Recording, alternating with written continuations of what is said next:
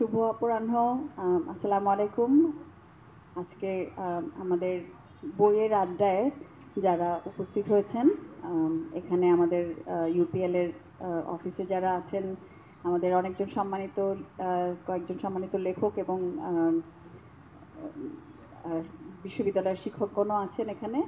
আর আজকে আমরা আলোচনা করব আফসান চৌধুরী সম্পাদিত 3টি গ্রন্থ নিয়ে, যেই গ্রন্থগুলো বিভিন্ন সময়ে গত 3-4 বছরের সময়ে প্রকাশিত হয়েছে।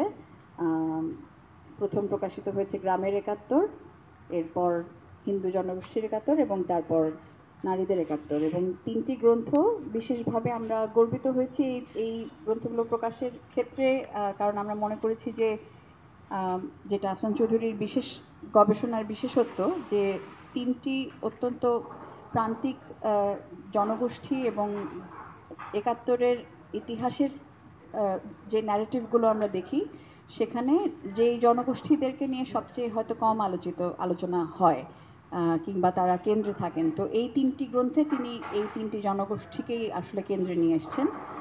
তো আমরা এই আলোচনাটা আসলে অনেক দিন ধরেই করার পরিকল্পনা ছিল। আজকে শেষ পর্যন্ত আমরা করতে পারছি এবং আমরা আলোচক হিসেবে আমাদের সঙ্গে আছেন অধ্যাপক আশফাক হোসেন। উনি ইতিহাস বিভাগের ঢাকা বিশ্ববিদ্যালয়ের ইতিহাস বিভাগের অধ্যাপক এবং এখন অ্যাক্টিং চেয়ারম্যান হিসেবেও আছেন। আমি মাহরুক মহিউদ্দিন, আমি ইউপিএল এর ব্যবস্থাপনা পরিচালক এবং এই বইগুলোর প্রকাশক। আমরা মূলত এটা বইয়ের আড্ডা, কাজেই এটা শুধুমাত্র আমরা এখানে যারা বসে আছি এর মধ্যেই সীমাবদ্ধ থাকাটা জরুরি না, এবং কোনো সেরকম নির্দিষ্ট ফরম্যাটে আলোচনাটা হবে না যেহেতু আড্ডা। কাজে আমি বলবো যে একটু ফ্রি ফ্লোয়িং স্টাইলেই আমরা এগোতে পারি। আমি প্রথমে একটু আফসান ভাইকে আমি অনুরোধ করব যে আপনি যদি আপনার এই কাজগুলোর একটু পটভূমিটা দেন এবং বইগুলো প্রকাশের একটা পটভূমি দেন, তারপর হয়তো আমরা আশরাফ ভাইয়ের কাছ থেকে ওনার বিশ্লেষণ শুনবো। অনেক ধন্যবাদ। ধন্যবাদ মারুক, ধন্যবাদ আশফাক, ধন্যবাদ উপস্থিত শ্রুতিমণ্ডলী। হচ্ছে এখন আমাদের এই 3টি গ্রন্থ একটা ধারাবাহিকতা আছে। ধারাবাহিকতা এই কারণে বলি যে আমার মুক্তিযুদ্ধের ইতিহাসের সঙ্গে সম্পর্ক বা যোগাযোগটা শুরু হয় মুক্তিযুদ্ধের ইতিহাস দলিল পত্রে। তো দলিল পত্রের যে 15 খণ্ড ছিল তার সঙ্গে আমি জড়িত ছিলাম এবং বহু দলিল সংগ্রহ করেছি। তো যখন আমরা দলিলগুলো সংগ্রহ করেছিলাম, আমাদের শেষ পর্যন্ত গিয়ে 15 খণ্ড এটা সন্নিবেশ করে করা হয়েছিল, তখনই আমার দলিল দেখে, এবং আমি তো খুব এখানে চলো তখন যে জিনিসটা, আমি তো খুব ঢাকা ইউনিভার্সিটির একেবারে কনজারভেটিভ ডিপার্টমেন্ট ইতিহাস বিভাগ থেকে এসেছে, এবং আমাদের স্যাররা একেবারে বলতো যে ইতিহাস মানেই লেখা হতে হবে। আমার স্যারদের প্রতি আমার অনেক কি বলবো, অনেক ভালোবাসা আছে, অতটা শ্রদ্ধা নাই এই ভাবনার কারণে। তবে আমি মনে করি তারা তো তাদের সময়কারী ভাবুক। তো সেইখানে যেটা মনে হচ্ছিল, দলিলপত্রগুলো যখন আমরা 15 খণ্ড করেছিলাম, আমি বললাম যে আচ্ছা আমাদের একটা আছে 7ম খণ্ড কি 8ম খণ্ড ঠিক মনে নাই, ওটা আমি মনে করি দুর্বল, সবচেয়ে দুর্বল আমাদের এই 15 খণ্ডের মধ্যে। সেগুলো কিন্তু দলিল না, সেগুলো বাংলা একাডেমি যেগুলো সংগ্রহ করেছিল সেটা। সেখানে যেটা লক্ষ্য করেছিলাম যে সেগুলোকে সংগ্রহ করতে গিয়ে মানুষের সবচেয়ে অবহেলায় সংগ্রহ করেছে।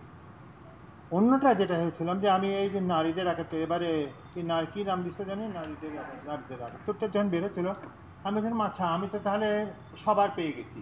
তো সবার পেয়ে গেলে নারী কই 15 খণ্ডে? নারীর তো কোনো আলাদা নেই, কারণ আর্ধেকের কোনো ইতিহাস নাই।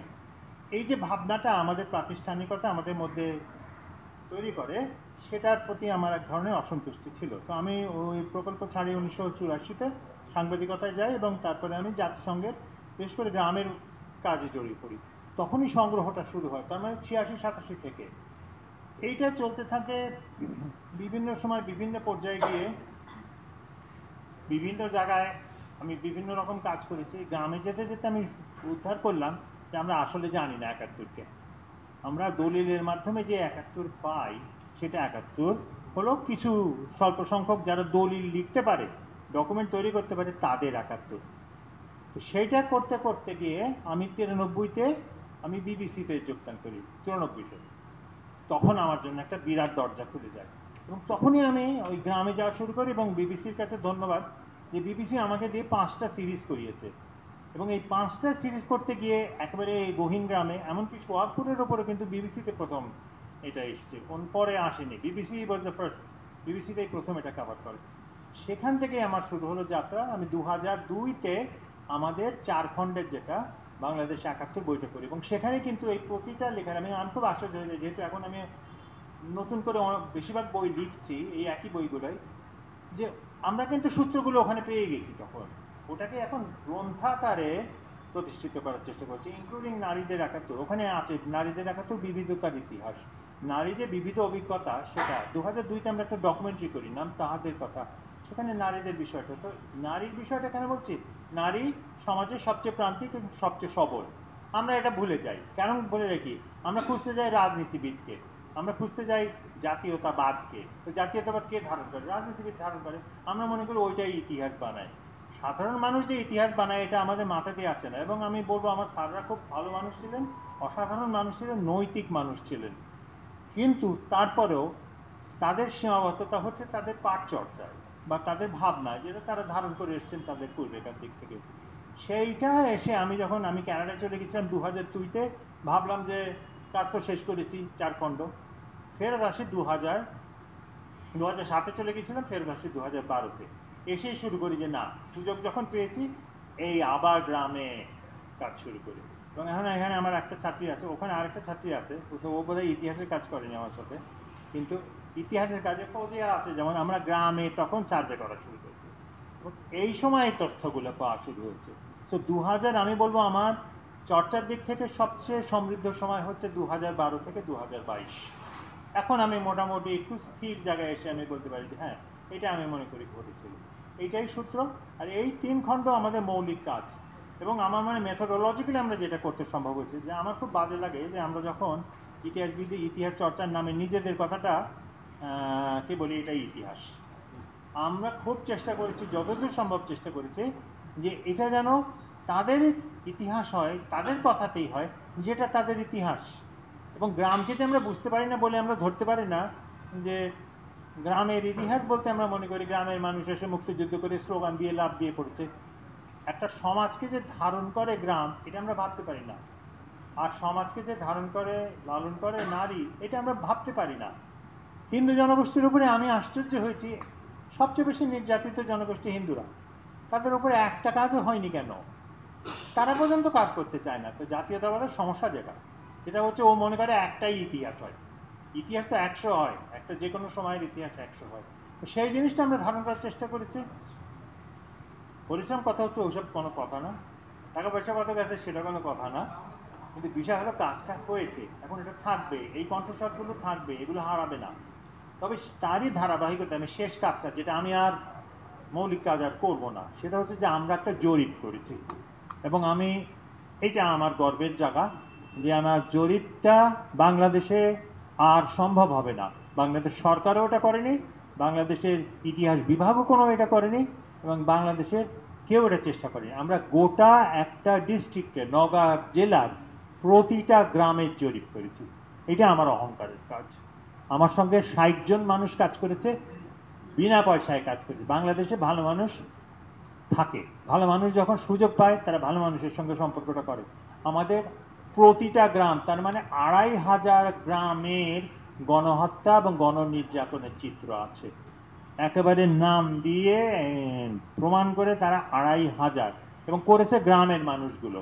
তো এই আমার যে অর্জনটা, আমার বলবো না, আমাদের যে অর্জনটা, সেটা হচ্ছে যে আমরা ইতিহাস চর্চাটাকেও গ্রামে নিয়ে যেতে পেরেছি। আমরা যখন গ্রামের উপরে কোনো ভিডিও করেছি, আমরা যে জিনিসটা করি ঢাকা শহরের সুশীলদেরকে দেখাই না, আমরা গিয়ে গ্রামে গিয়ে গ্রামের মানুষকে ভিডিওটা আমরা দেখাই। এবং এই কারণে আমি মনে করি 2500-এর কোনো বিকল্প আর তৈরি করা যাবে না, বেশিরভাগ মানুষ মরে গেছে। 2018-তে শেষ হয়ে গেছে আমাদের কাজ। আমরা আশা করি আগামী বছরে এটাকে ওয়েবসাইটে তুলে দেবো, আর যদি পাবলিশার বলছে সেই ইন্টারেস্টেড, তো দেখা যাক কি হয়। কিন্তু কাজটা হয়ে গেছে। এখন বাংলাদেশে যাই হোক এই ইতিহাসটা চলে যাবে না। তো এই গ্রামে কে মেরেছে, ওর নাম আছে, কবে মেরেছে নাম আছে, কখন মেরেছে নাম আছে, এবং রাজাকার মেরেছে না পাকিস্তান আর্মি মেরেছে নাম আছে। এই জিনিসটা করতে পেলে আমি মনে করি যে একটা সন্তুষ্টির জায়গা আছে। তো এইটাই হলো, এটা বই বের হয়ে গেছে, আমি ধন্যবাদ। এটা আমরা অন্তত মেথোডোলজিক্যালি এটা প্রমাণ না হলেও চেষ্টা করেছি যে ইতিহাস লেখা সম্ভব, তৈরি করা সম্ভব, মানুষের নিজের ওই পণ্ডিতি না করে, এবং পণ্ডিতের মুখ দিয়ে অন্যের কথা বলানোর কোনো মানে হয় না।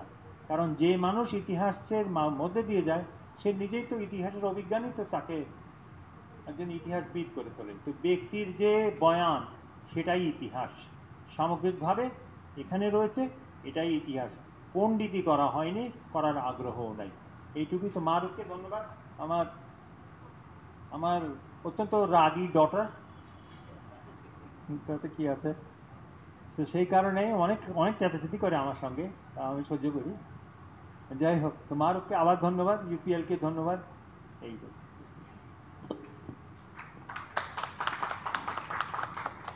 অনেক ধন্যবাদ।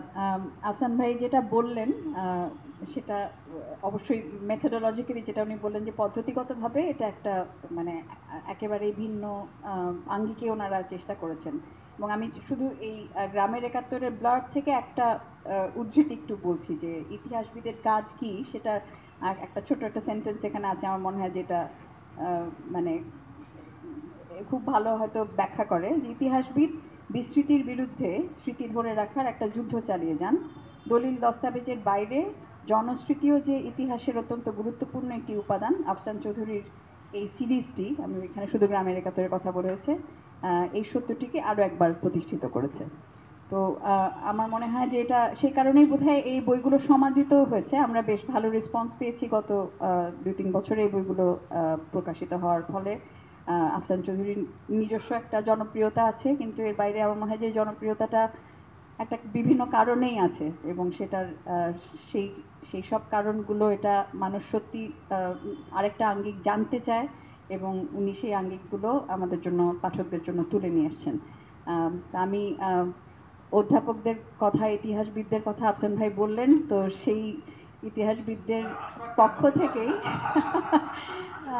যদি আশফাক ভাই বলেন এবং আপনার বিশ্লেষণ। আক্রান্ত আমার শিক্ষকরা এবং উনার শিক্ষক সেই হিসেবে মানে উনি আসলে যেটা আক্রমণ করেছেন এটা আমিও করছি, মানে যেটা হচ্ছে এটা একটা যুগের বৈশিষ্ট্য।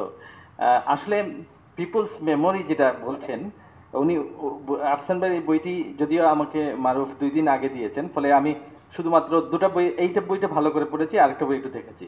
তো এই বইতেই আছে তিনি বলছেন যে স্মৃতির সমস্যা আছে। আবার স্মৃতি হয়তো আমি এখানে আসছি, আজকে যেমন আমি দোতলায় আসি কিন্তু একতলায় আমি নেমে গেছি, একতলায় উঠলাম, তার মানে স্মৃতি আমাকে প্রতারণা করেছে।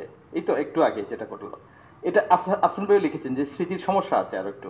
কিন্তু তার মানে এই মেথোডোলজিটা অক্সফোর্ড ইউনিভার্সিটি গ্রহণ করে 70-এর দশকে, ওরাল হিস্ট্রি যেটা আমরা বলি, বা কেউ বাচনিক বা মৌখিক ইতিহাস বলছে, ওরা দেখছে যে আসলে যেটা আফসান ভাই বলেছেন যে অনেক যারা মার্জিনালাইজ থাকেন, প্রান্তিক থাকেন, তাদের আসলে দলিল ধরতে পারে না, দলিলের বাইরে থাকে, হয়তো ধরে তারপরে ওই যে সাবলটান তো আর স্পিক করতে পারে না, ওটা অন্যের মুখে ঝালটা খায়, তার ফলে ওই দলিলে ওইভাবে থাকে। তো ফলে যদি ওই স্মৃতিটাকে একদম কাছাকাছি সময় ধরা যায়, তাহলে ওই যে একতলায় উঠে একতলা হারিয়ে গেলেও খুঁজে পাওয়া যায়। কারণ যেহেতু আমি এটা দোতলায়, আমি একতলায় লিফটে নেমেছি, তাহলে আমি আরেকতলায় উঠলে হয়তো স্মৃতিটাকে কাছাকাছি পেয়ে যাব। অর্থাৎ হিস্ট্রি যে এখন বলা হচ্ছে যে একটা মাল্টিপল সোর্স থেকে জিনিসটা ক্রস রেফারেন্স করলে আসল আরেকটু বড়ভাবে মানে বহুত্ববাদী একটা ইতিহাস পাওয়া যেতে পারে। তো সেই জন্য এটা আমিও করেছি। যেমন আমি একটা বই রিসেন্টলি লিখেছি, যেটা আপনি জানেন, ওখানে ওই অ্যাপ্রোচটাই ছিল ক্রস বর্ডার হিস্ট্রি, নেশনসের হিস্ট্রি, তারপরে ট্রান্সন্যাশনাল হিস্ট্রি, নারীদের হিস্ট্রি মিলিয়ে এটা এইভাবে দেখা করা করা হয়েছে, এবং সেখানে অবশ্যই ওরাল হিস্ট্রিগুলো আছে। তো এই দিক থেকে এই কাজগুলো খুবই ভালো, সুন্দর। আমার আফসান ভাইয়ের কি মনে আছে জানি না, যে আমি যখন জাতিসংঘ নিয়ে একটা কাজ করলাম, যেটা বাংলা কিনি বের করলো, তখন ঢাকা ইউনিভার্সিটির আপনার তখন বিবিসির সিরিজগুলো বেরোচ্ছিল। তা আমি শুনে দেখলাম যে আপনি এক জায়গায় লিখছেন যে আসলে শরণার্থীদের মধ্যে মুসলিম এবং হিন্দু প্রায় সমান ছিল। তখন আমি আমার বইটা আমি খুলে দিলাম আপনাকে, এই যেটা বেরোলো সেখানে দেখা যাচ্ছে যে শরণার্থীদের মধ্যে প্রায় 90% উপরে হচ্ছে হিন্দু জনগোষ্ঠী। কিন্তু আসলে পপুলার ডিসকোর্সে কিন্তু এটা ছিল যে ভারতে যারা গিয়েছে বোধ হিন্দু মুসলিম কমিউনিটি প্রায় সমান সমান ছিল, কিন্তু দলিল আবার ধরে রেখেছে যে প্রায় 90% বেশি ছিল হিন্দু জনগোষ্ঠী। এরপরে আফসান ভাই আমি দেখলাম যে জিনিসটা নিয়ে দেখলাম যে ওই সময়টাতেই উনি ওনার মধ্যে একটা উনি হি ওয়াজ টেকেন বাই সারপ্রাইজ, কারণ রেকর্ড যেটা এবং যেটা হচ্ছে বিবিসিতে অলরেডি প্রকাশিত মানে পাবলিশড হয়ে গেছে যে ভারতে যাওয়া শরণার্থী প্রায় সমান সমান ছিল, তার মানে এটা বিশাল একটা কনফ্লিক্ট হচ্ছে। তখন তিনি দেখলাম যে তার পরবর্তী গবেষণায় এই হিন্দু জনগোষ্ঠীর উপর তাদের যে ইতিহাসটা যেটা তারা চেপে যেতে চায়, কিংবা এই বইতেও আছে যে শরণার্থী হিসেবে তারা গিয়েছেন কিন্তু যুদ্ধে যেতে যাচ্ছেন না তারা, তাই না? আমি আমি এই পাতাগুলো ভাঁজ করে আনছি যে কয়েকটা কেস স্টাডি আছে। তো এই কারণগুলো কি আমি নিজেও অনেক সময় বুঝতে আমার সমস্যা হয়, কিন্তু যেটা হয়েছে এখানে একটা গ্রামের একটা স্টাডি আছে তিনি দিয়েছেন, গ্রামের কৃষকরা মুক্তিযুদ্ধে যাচ্ছে, কিন্তু যে ছেলেটা কলেজে পড়ছে ইন্টারমিডিয়েট দিচ্ছে সে মুক্তিযুদ্ধে যাচ্ছে না, এবং তার ইন্টারভিউ নিয়ে নিচ্ছেন সে কেন মুক্তিযুদ্ধে যায়নি তার সে একটা অজুহাত দিয়েছে, আমি গিয়েছিলাম 2 মুক্তিযুদ্ধ আমাকে বলছে যে মুক্তিযুদ্ধ করার দরকার নাই তুমি ফিরে যাও, এবং সে ফিরে এসেছে। এখন এই ব্যাখ্যাটা আমি আফসান ভাইয়ের কাছ থেকে জানতে চাই যে আসলে এই মুক্তিযুদ্ধের যে এই শ্রেণী চরিত্রটা এটা আপনি কিভাবে দেখেন? মানে আমার চেয়ে অনেক বেশি গবেষণা করেছেন এবং আপনি অনেক গ্রামে গবেষণা করেছেন, আমি টুকটাক করেছি। তো আমি আপনার কাছে জানতে চাই যে এই এটা শ্রেণী চরিত্র কি ছিল বা কৃষকের অবদান বা কতটুকু অংশগ্রহণ ছিল সেটা একটু আপনাকে যদি আমাকে বলেন নাকি আর একটু ভালো হয়। ধন্যবাদ। এই যে কথাটা আশফাক তুললো এটা খুব গুরুত্বপূর্ণ। আমি বলি ওই শরণার্থীদের সংখ্যার বিষয়টা। এইটা হচ্ছে আমি বলি যে আমাদের ইতিহাস চর্চায় কেন আমি ভদ্রলোকদের বাবুদের এই যারা দলিল লেখে তাদের বিশ্বাস করি না। আমি এইটা এর কারণ হচ্ছে যে 95% শরণার্থী আমাদের সমস্ত জায়গায় আসে হিন্দু। আচ্ছা, তাহলে এটা কি করে বিবিসি এটা করলো? আমি যখন ইন্টারভিউ করলাম জে.এন. দীক্ষিতকে, সে বললো যে না 50%। তাই বললাম কেন 50%? বলে Pakistan was against Bengalis. Pakistan you were fighting for Bengali nationalism. এই যে বাঙালি জাতীয়তাবাদ প্রমাণ করার জন্য ও একটা মিথ্যা কথা বললো। মিথ্যা কথাটা বলে আমার যে অসুবিধাটা হলো, আমি বিবিসিকে জানালাম এই লোক মিথ্যা কথা বলছে। বিবিসি বললো যে তা কিন্তু আমরা দীক্ষিতকে মিথ্যা কথাও তোমাকে প্রচার করতে হবে। অতএব বিবিসি আমি বলেছিলাম যে দীক্ষিতকে বাদ দাও বিকজ হি ইজ লাইং। আর ইন্ডিয়ানদের বিষয়টা হলো ইন্ডিয়ানরা চায় প্রমাণ করতে যে বাঙালি, বিশেষ করে ইন্ডিয়ার বাঙালিরা বাঙালি জাতীয়তাবাদ। তো বাঙালি জাতীয়তাবাদ মানে হিন্দু মুসলমান সব সময় হিন্দু মুসলমান। কোনো মুসলমানকে 71 সালে মুসলমান বলে মারা হয়নি, কিন্তু অসংখ্য হিন্দুকে হিন্দু বলে মেরে ফেলা হয়েছে। এটা অস্বীকার করার একটা অদ্ভুত প্রক্রিয়া বাঙালিদের মধ্যে রয়েছে, বাংলাদেশেরও লোক রয়েছে। ইন্ডিয়ার আমি যখন জিজ্ঞেস করলাম যে আমাকে দীক্ষিত বলছে এটা তো আমার কোনো প্রমাণ নাই, তখন করলো কি এই ইন্ডিয়ার বাঙালিরা ইনক্লুডিং সাম বিবিসির লোক বলে হ্যাঁ আমাদের এখানে অনেক মুসলমান এসছে। মুসলমান নাই, দলিল করলে কি দেখা যায়? তো আমার আর তো কোনো উপায় নেই, আমাকে তো ইন্টারভিউ করতে। তো আমি বলবো যে আমাকে গালিটা খেতে হলো বিবিসিতে প্রচার করার জন্য, কিন্তু বিবিসি ইনসিস্টেড যে দীক্ষিতের কথাকে আমাদের ব্যবহার করতে হবে because we have interviewed him, so we used him. But why would he do it? Because সে হচ্ছে এজেন্ডা ইউজ করছে। এবং সে আমাকে শেষে কি বলছে, তোমাদের বাংলাদেশিদের প্রবলেম হচ্ছে you can't figure out whether you are a Muslim or a Bengali. মানে তার ইন্ডিয়ান প্রবলেমটা আমাদের উপরে চাপাবার তার সমস্যাটার কারণে ওই জায়গাটা। যাই হোক, ওটা কোনো বিষয় না, কারণ এই কারণে যে আমাদের কাছে এত দলিল আছে, এত বর্ণনা আছে, বিবরণ আছে এই হিন্দুদের অবস্থা শরণার্থীদের ক্ষেত্রে, এটা নিয়ে আমার চিন্তা হয় না। কিন্তু যারা এজেন্ডা নিয়ে কাজ করে, মিথ্যা কথা বলে যারা ইতিহাস চর্চা করে, তার মধ্যে কিন্তু তারাই যারা ক্ষমতায় আছে। ক্ষমতাহীনরা মিথ্যা কথা তো বলে না।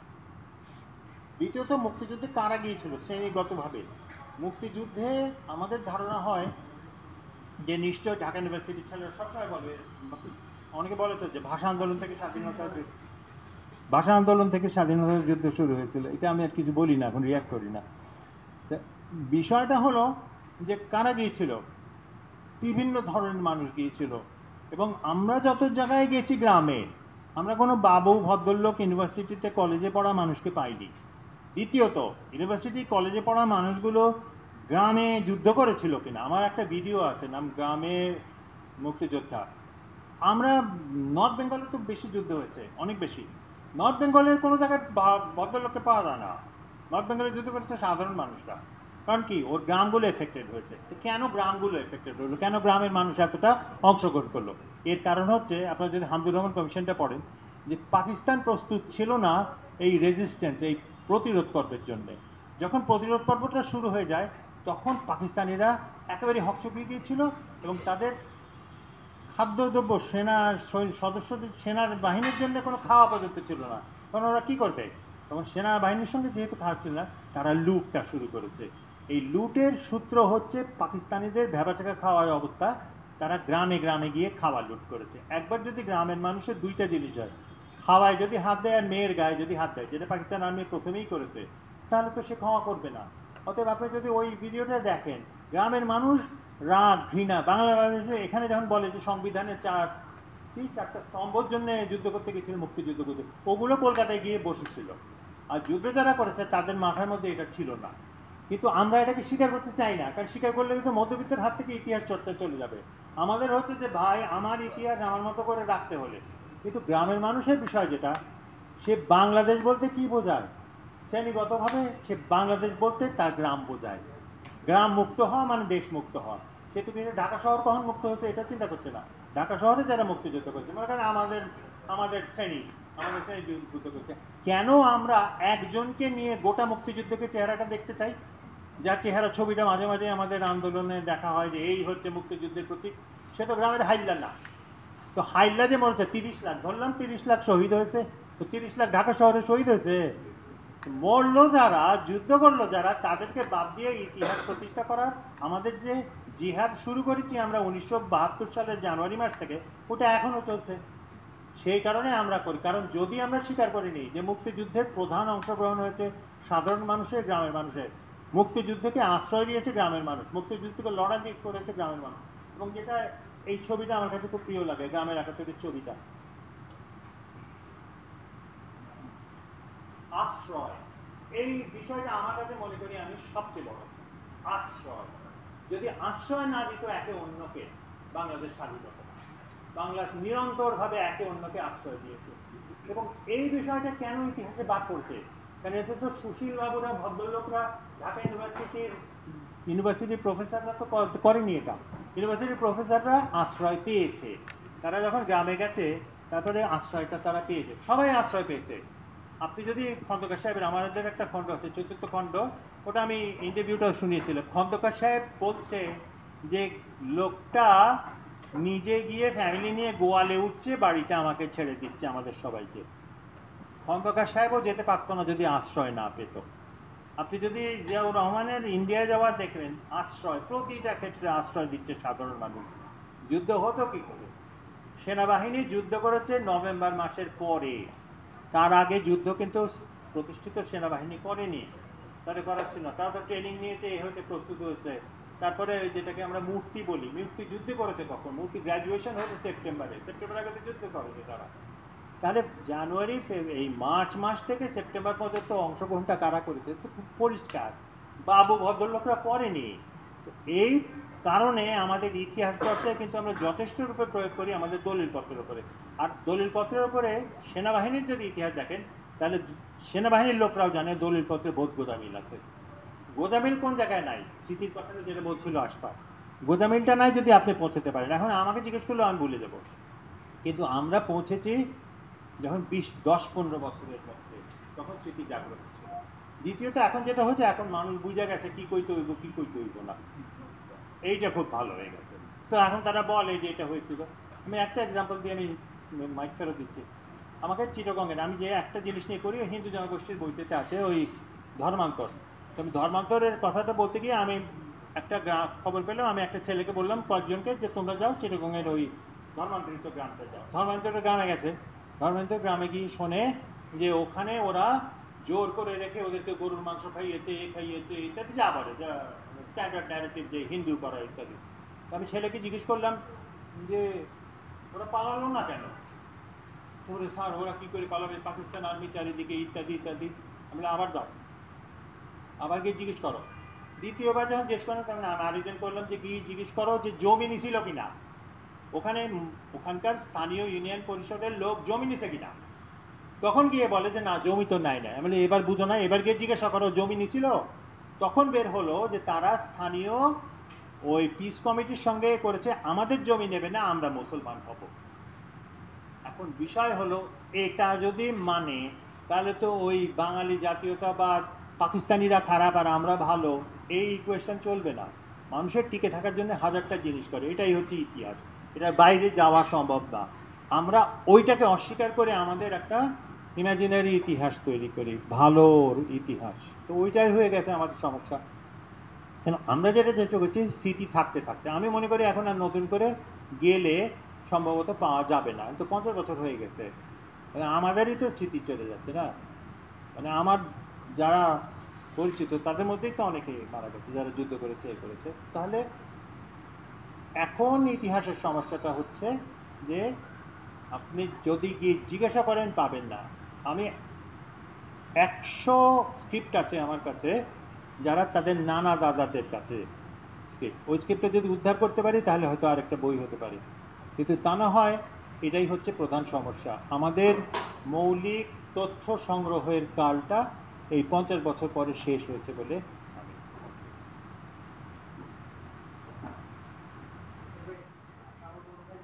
আমরা একটা উত্তরটা পেলাম অনেকটাই। তো একটা জিনিস আমার, আর একটা জিনিস জানার ছিল যে তাহলে কৃষকের মানে অংশগ্রহণ কি 70 ভাগ বলতে পারবো আমরা? আমি তো ওই রকম করে বলতে পারবো না যে 70 ভাগ ছিল, যেটা আতিয়ার রহমান সাহেব একটা দাবি করেছেন, আমাদের বাংলাদেশ ব্যাংকের গভর্নর, তিনিই বলছেন, তিনি একটা কেস স্টাডি করেছিলেন, সে তার বেসিসে তিনি বলতে যাচ্ছেন প্রায় 70% কৃষকরা মুক্তিযুদ্ধে অংশগ্রহণ করেছে। অংশগ্রহণ আপনার কেমন মনে হয়? মানে অংশগ্রহণ বলতে আশফাক, সেটা কি অংশগ্রহণ বলতে মনে করেন যে সশস্ত্র ট্রেনিং নিয়ে এসে গুলি করতে পারতো, এটা যদি বলে তাহলে 70 ভাগ হইতেও পারে। আমার কথা হচ্ছে যে এটা রিপ্রেজেন্টেটিভ হয় যে কোন এলাকা থেকে গেছে, কারা গেছে, কোন অবস্থান থেকে। আমি একটা সার্ভে করেছিলাম, ফজিয়া ওই সার্ভেতে ছিল অবশ্য কাছে। ওটা হলো যে 3টে এলাকা, নর্থ বেঙ্গল, ফরিদপুর আর নোয়াখালী। নর্থ বেঙ্গল ফরিদপুর, নর্থ বেঙ্গল সবচেয়ে বেশি হয়েছে, নোয়াখালী কুমিল্লাতে হয়েছে, আর ফরিদপুর এলাকায় খুব কম হয়েছে। তো তাহলে ওখানকার মানুষ খুব কম গেছে, কিন্তু পালিয়েছে, কিন্তু যুদ্ধে কম গেছে। নর্থ বেঙ্গলের বেশি যুদ্ধ করেছে, কারণ তারা প্রথম ক্ষতিগ্রস্ত হয়েছে। এবং এই মার্চ এপ্রিল মাসের শেষ পর্যন্ত গিয়ে যখন পাকিস্তান আর্মি দখল করে নিচ্ছে, তখন পর্যন্ত তারা সবচেয়ে বেশি সক্রিয় ছিল। তো 70 ভাগ হইতে পারে, আমি ওই হিসাবটা করি না, কারণ বড় হচ্ছে 1.5 লক্ষ, এই পর্যন্ত বোধহয় 1.5 লক্ষ মুক্তিযোদ্ধা পাওয়া গেছে, মানে যারা রেজিস্টার্ড হয়ে যারা মুক্তিযুদ্ধ করছে, তার মানে সার্টিফাইড। আমি কোনো দলিলে 1.5 লক্ষ পাই নাই, এরা কেমনে 1.5 লক্ষ পাইছে আমি জানি না, আমার জানার ইচ্ছা নেই। কিন্তু বিষয় যেটা, সেটা হচ্ছে যে অনেকেই যুদ্ধ করেছে কিন্তু রেজিস্টার্ড ছিল না, যেটা আমরা ভাবতে পারি না। আমরা মনে করি, আমাকে মন্ত্রী একবার বলছিল যে আমরা গ্রামে গ্রামে গিয়ে জিজ্ঞেস করবো ট্রেনিং ক্যাম্পে গেছো কিনা। তো আমাদের মন্ত্রী মনে করে যে ট্রেনিং ক্যাম্পে গেলে মুক্তিযোদ্ধা, বাংলাদেশের যথেষ্ট সংখ্যক মুক্তিযোদ্ধা ট্রেনিং ক্যাম্পে যায়নি। অন্য যেটা হয়েছে যে যারা যায়নি তাদের সংখ্যাটা 72 সালে ছিল 2000, আমি রিসেন্ট দলিলে দেখছি ওটা 70,000 পর্যন্ত পৌঁছে দিয়েছেন ওনারা। মানে ওনারা বলেছেন যে 2000। ওখানে কি যে একটা সমস্যা যেটা আমরা দেখছি যে এরা তো যদি 1.5 লাখ ধরেও নেই, যে বেশি করে বলা হচ্ছে বা আরো কম বেশি, কিন্তু সাধারণ অনেক মানুষ কিন্তু নানাভাবে অংশগ্রহণ করেছে, গ্রামে আশ্রয় দিয়েছে, তাদেরকে হয়তো ওই মুক্তিযুদ্ধের মানে সক্রিয় অংশগ্রহণকারীও বলতে পারি আমরা যদি। কিন্তু সেই অর্থে আমাদের মুক্তিযুদ্ধের এটা কি জনযুদ্ধ নাকি বিপ্লব? আপনি কিভাবে, মানে আপনার গবেষণা? বিপ্লব বলতে যেটা বোঝায় লোকে, সেটা হলো ওই জনযুদ্ধের মধ্যে। হ্যাঁ, জনযুদ্ধ যদি হয়, আমি একটা এশিয়াটিক সোসাইটির গত বছর বলছিলাম যে আমাদের যুদ্ধের 3টি অংশ খুব সাধারণভাবে, একটা হলো ফর্মাল, যেটা মুজিবনগর সরকার, কিন্তু মুজিবনগর সরকার পুরোটা তো ফর্মাল না, নন ফর্মাল সরকার একটা। মুজিবনগর সরকারের একটা নন ফর্মাল, নন ফর্মাল যোদ্ধা কারা? Bangladesh liberation force, non formal, তার মানে বাংলাদেশের জন্য করছে বাংলাদেশ সরকারের অনুমতিপ্রাপ্ত, কিন্তু নিয়ন্ত্রণ করছে ভারতীয় সেনাবাহিনী। আর ইনফর্মাল হচ্ছে মুক্তিযোদ্ধা যারা দেশে ফেরত এসেছে 6 সপ্তাহ ট্রেনিং আলা লোক, বা ঢাকা শহরে যারা করছে। কারণ আমার ভাই মারা গেছে, এই কোভিডে মারা গেল বছর খানেক আগে। আমার ভাইয়ের কাছে এসে ওরা বলল যে এই তারিখে একটা বোমা ফাটাতে হবে, তা আমরা ওখানে ঢুকতে পারবো না, কে যাবে? তো আমার ভাই বলেছে আমি যাব। তাকে একটা ব্রিফ কেস এলো, ওই ব্রিফ কেসটা পার করতে গিয়ে প্রায় ধরা পড়ে গিয়েছিল, কারণ পাকিস্তান আর্মি জেনে গিয়েছিল যে ব্রিফ কেসটা এসে গেছে। ওই ব্রিফ কেসের এক্সপ্লোসিভটা নিয়ে আমার ভাই বাংলাদেশ ব্যাংকের ভেতরে ঢুকে বাথরুমের মধ্যে ওটা লাগিয়ে দিয়ে ফিউজটা জ্বালিয়ে দিল, কিন্তু ফিউজটা খুব দ্রুত জ্বলছিল, আমার ভাই বের হয়ে আসছিল, ধাক্কা লেগে যায়। এবং আমার ভাই এরকম একটা চেক শার্ট করেছিল, শার্টটা অ্যাকচুয়ালি আমার, তো আমার ধারণা আমার ভাই আমাকে ধরিয়ে ভেবেছিল ধরাই যদি পরে আমি যদি ধরা পড়ি আর কি, এরকম একটা আশা ছিল। তো ওইখানে গিয়ে আমার ভাই পালিয়ে গেল, এক্সপ্লোশনটা হয়ে গেল। এটা কোন দিন হয়েছিল? ওয়ার্ল্ড ব্যাংকের লোকরা করে এসেছিল। তো আমার কথা হচ্ছে যে আমার ভাইকে তো সার্টিফিকেট আছে না, আমার ভাই কি ট্রেনিং নিয়েছে ওখানে? না। আর সার্টিফিকেট নেওয়ার তো প্রশ্নই আসে না। অর্থাৎ যুদ্ধকে যদি দেখতে হয় তাহলে যুদ্ধের জিনিসটা ওই আমলাতান্ত্রিক বেতনভুক মানুষ যুদ্ধ করেছে আর বেতনহীন মানুষ যুদ্ধ করেনি, এই ভাবনাটা বাদ দিতে হবে। কারণ যারাই প্রাতিষ্ঠানিক যুদ্ধ করেছে বেতনভুক ছিল, 5 টাকা হলেও পেয়েছে, আর যে 5 টাকাও পায়নি সেই হচ্ছে নন ফর্মাল, সেই যোদ্ধার কথা আমরা বলি না। আর সাধারণ মানুষের কথা আমরা বলি না, কারণ আমরা তো ওকে স্বীকারই করতে চাই না। তো যেই মহিলার কথা আছে, গ্রাম নারীর একাত্তরে ওইটা আছে, এই মহিলাটা যখন বাড়িতে এসে, আমি জানি না এখনকার দিনে মানুষরা হয়তো জানবেও না, মুক্তিযোদ্ধারা এসে আসবে। আচ্ছা, ও সরি সরি সরি, আমি তো ক্লাসে চিৎকার করে অভ্যস্ত, বুঝলেন? আচ্ছা, না ঠিক সবাই, সেটা হচ্ছে কি যে মুক্তিযোদ্ধারা কোনোদিন নিজের গ্রামে এসে থাকতো না, কারণ হয়তো জানাজানি হয়ে যাবে, পাশের গ্রামে থাকতো।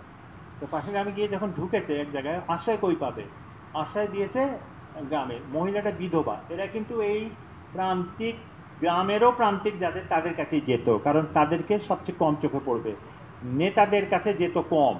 তো তারা গিয়ে তার বাসায় আশ্রয় নিয়েছে।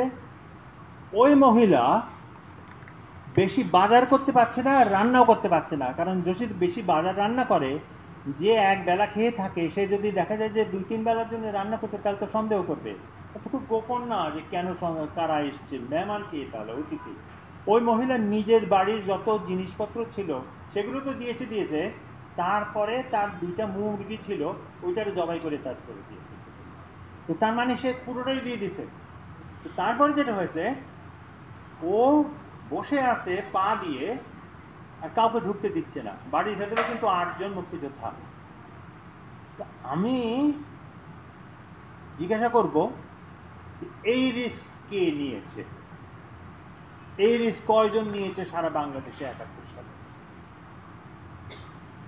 নেয়নি। যে একজন মন্ত্রী ছিলেন সৈয়দ মহসিন আলী, মারা গেছেন উনি আগে, তো উনি মুক্তিযুদ্ধে ছিলেন। তো ওনার সাথে আমি একদিন গেলাম ওই সীমান্ত, মানে কমলগঞ্জ সীমান্তে যেখানে যুদ্ধ করছিলেন। এক মহিলা তখনও বেঁচে ছিলেন, আমি কথা বলছি 2001 সালের দিকে। তখন ওই মহিলা বেঁচে ছিলেন, বয়স্ক। তো ওই আবার উনি ওই মহসিন আলীকে খাওয়ালেন, আমাকেও খাওয়ালেন, যিনি 71 সালে এই কাজটা করেছেন আর কি। মানে একদম সীমান্ত যিনি ওই, এবং পরে হয়তো মহসিন আলী ওনাকে সাহায্য করেছেন, এই জন্য একটু অবস্থা ভালো হয়েছে। কিন্তু 71 সালে ওই ভদ্র মহিলার অবস্থা খুব ভালো ছিল না, কিন্তু তারপরেও কিন্তু ওই তিনি মুক্তিযোদ্ধাকে খাওয়াতেন, বা যা শাক সবজি কিংবা মুরগি যা পেত। যা পেত সেটাই। তো এবং মুক্তিযোদ্ধারা তাকে মানে রাতের বেলা গিয়ে ঘুম থেকে তুলে এই কাজগুলো করতো। তার মানে আমরা মানে জনযুদ্ধ একটা বলতেই পারি, তাই না? একদম পরিষ্কার। হ্যাঁ, বিপ্লব নয়, কারণ বিপ্লব তো পুরাটাই চেঞ্জ হবে, যেটা হয়নি আসলে। যেটা ফিদেল কাস্ট্রো শেখ মুজিবুর রহমান বঙ্গবন্ধুকে বললো যে তুমি তো সব রেখে দিয়েছো পাকিস্তানের, তাই কি? আমি বিপ্লবে যেতে বিশ্বাস হ্যাঁ, করি না। করেন না, ফিদেল কাস্ট্রো করে। তবে আমি মনে করি যে এই জিনিসটা হচ্ছে যে গ্রাম স্বাধীন হয়ে গেছে। সেটা ব্যাহাত হয়ে গেল নাকি? গ্রাম স্বাধীন হয়ে গেছে। আচ্ছা গ্রাম আলাদা, যে কারণে আজকে গ্রামের সাবল্যর সূত্র হচ্ছে 71। আচ্ছা। কিন্তু শহরের যে মধ্যবিত্ত শ্রেণী, এর চেয়ে দুর্বল তো অবস্থায় কোনোদিন ছিল না। ওর হাতে পয়সা আছে কিন্তু ক্ষমতা নাই। কিন্তু আজকে গ্রামের যে সংস্কৃতি, সেই সংস্কৃতির বিরুদ্ধে যাবার ক্ষমতা বাংলাদেশের প্রধানমন্ত্রী সহ কারো নাই। আমি উদাহরণ দিয়ে বলতে পারি যে রাজনীতিবিদরাও জানেন যে শক্তি গ্রামে এখন। গ্রামের যে অবস্থার উন্নতি হয়েছে, এটা রাজনৈতিক বক্তব্য না, নানা কারণে হয়েছে। রেমিটেন্স সবচেয়ে বড় একটা ভূমিকা পালন করছে, অন্যান্য কারণে ভূমিকা পালন, সে তো সবল। কিন্তু তার সংস্কৃতিটা কোনটা? গ্রামের সংস্কৃতিটা হচ্ছে ধর্মীয় সংস্কৃতি।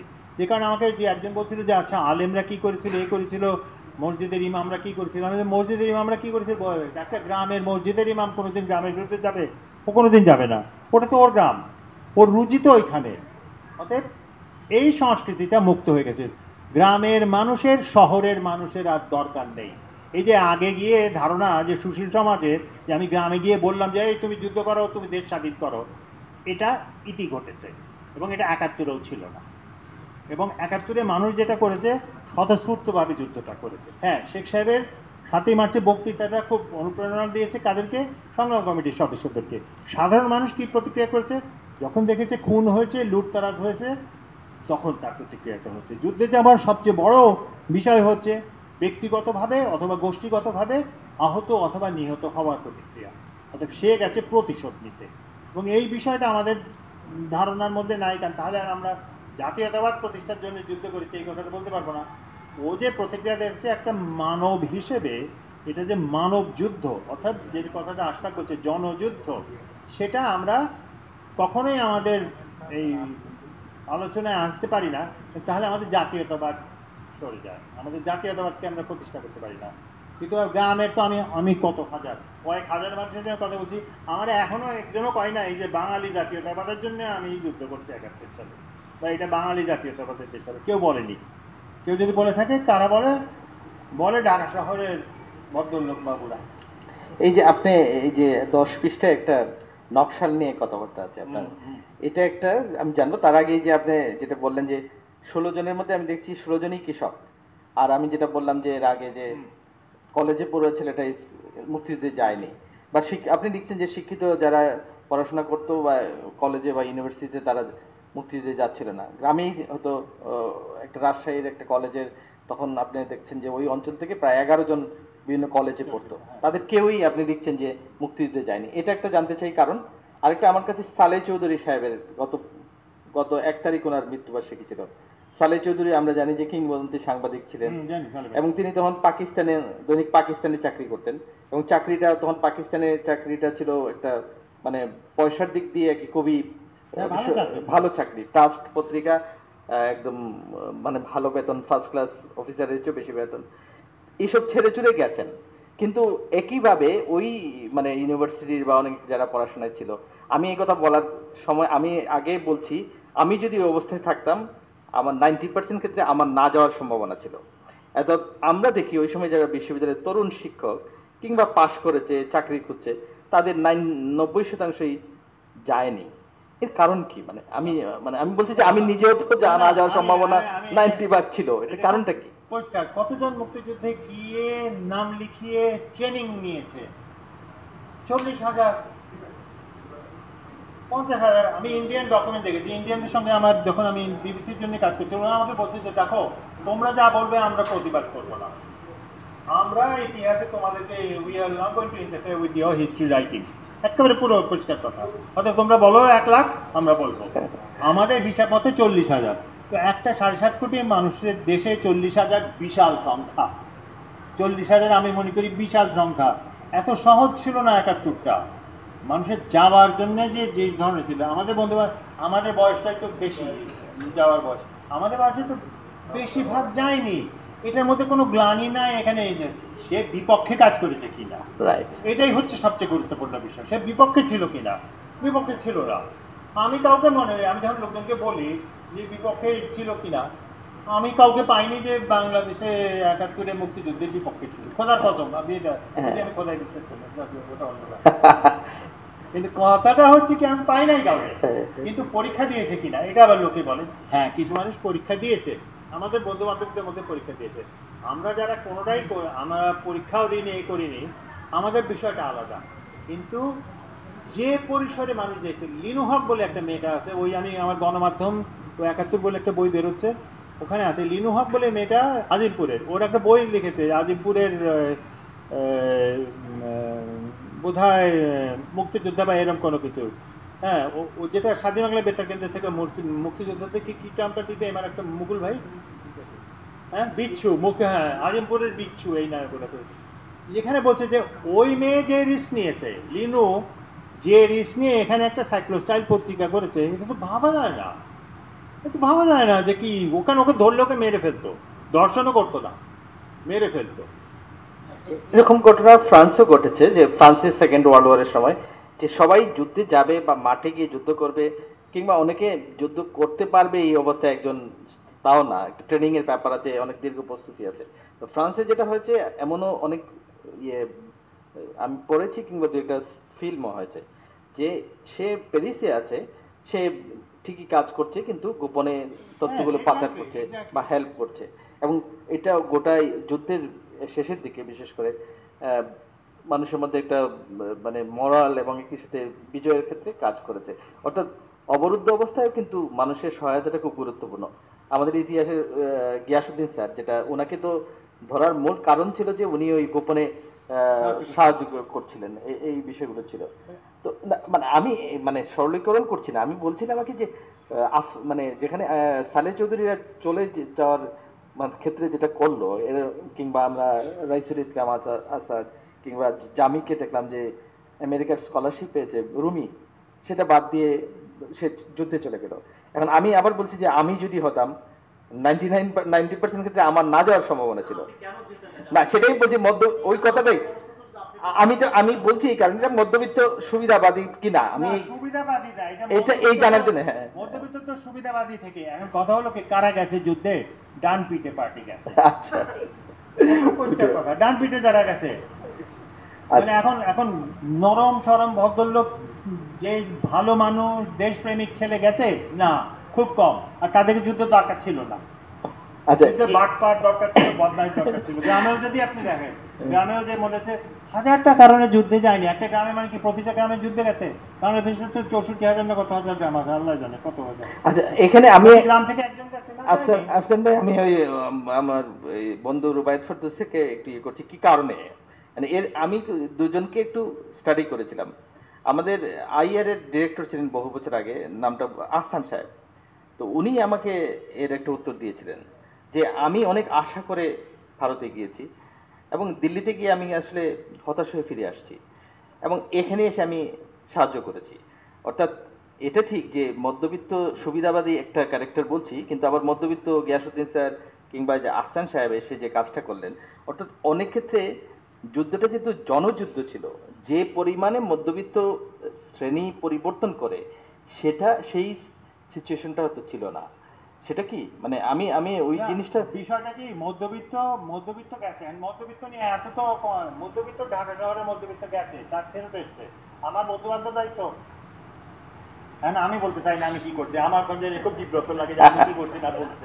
আমি বলছি যে আমাদের মতো যারা যুদ্ধের সঙ্গে জড়িত ছিল, এইটা কোনো মুহূর্তে মনে হয়নি যে আমি গেছি আরেকজন যাই নাই কেন, এটা কিন্তু মনে হয় নাই।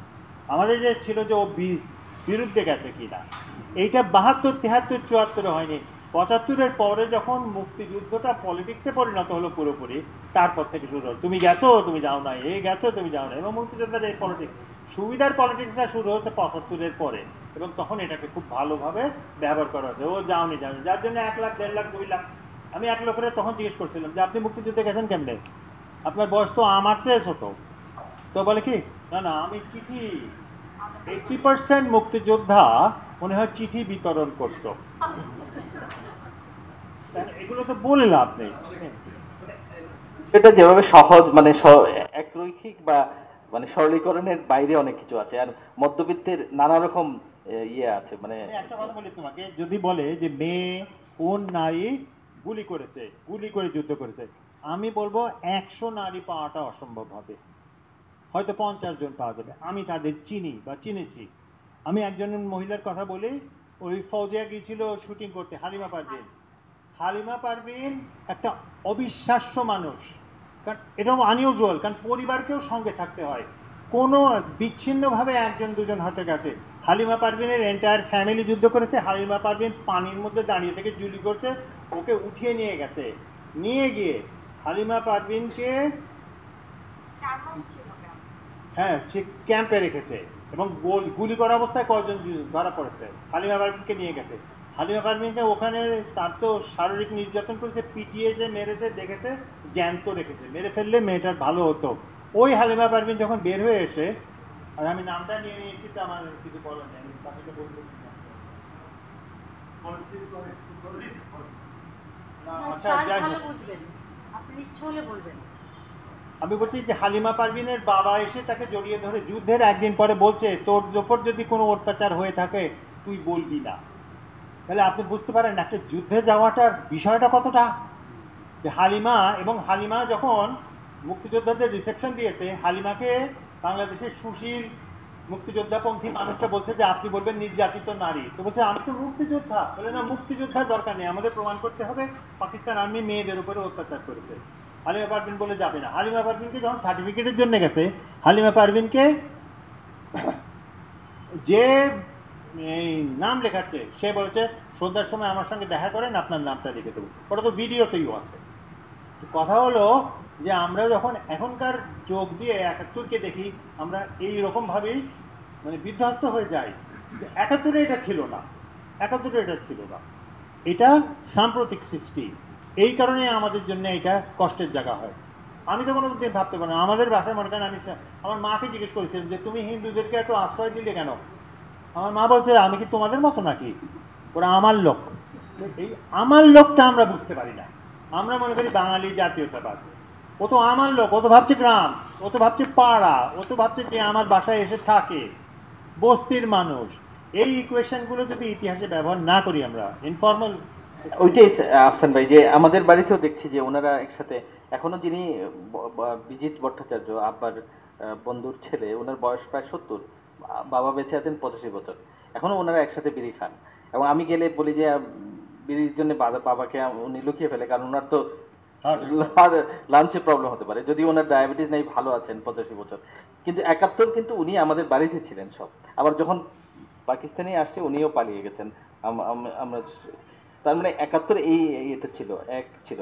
আচ্ছা, এখন মানে আমি বোঝার জন্য আর কি, যে আসলে জনযুদ্ধটাই ছিল মূলত আসলে মধ্যবিত্ত যেভাবে ডিক্লাসিফাই হয়ে বিভিন্ন যুদ্ধে বেশিভাবে যায় বিভিন্ন দেশে, সেটা আমাদের এখানে কম দেখা গেছে। এই তো এই জিনিসটা মধ্যবিত্ত যায় সব দেশে এটা বলা যায় না, কারণ বেশিরভাগ যুদ্ধগুলো তো ফর্মাল যুদ্ধ পড়ি আমরা। আচ্ছা, আমরা ফর্মাল, এটা তো ইনফর্মাল যুদ্ধ, যার জন্য আমার রাষ্ট্রও ইনফর্মাল। আমার রাষ্ট্র ফর্মাল না, ফর্মাল হয়, আমার রাষ্ট্র ইনফর্মাল।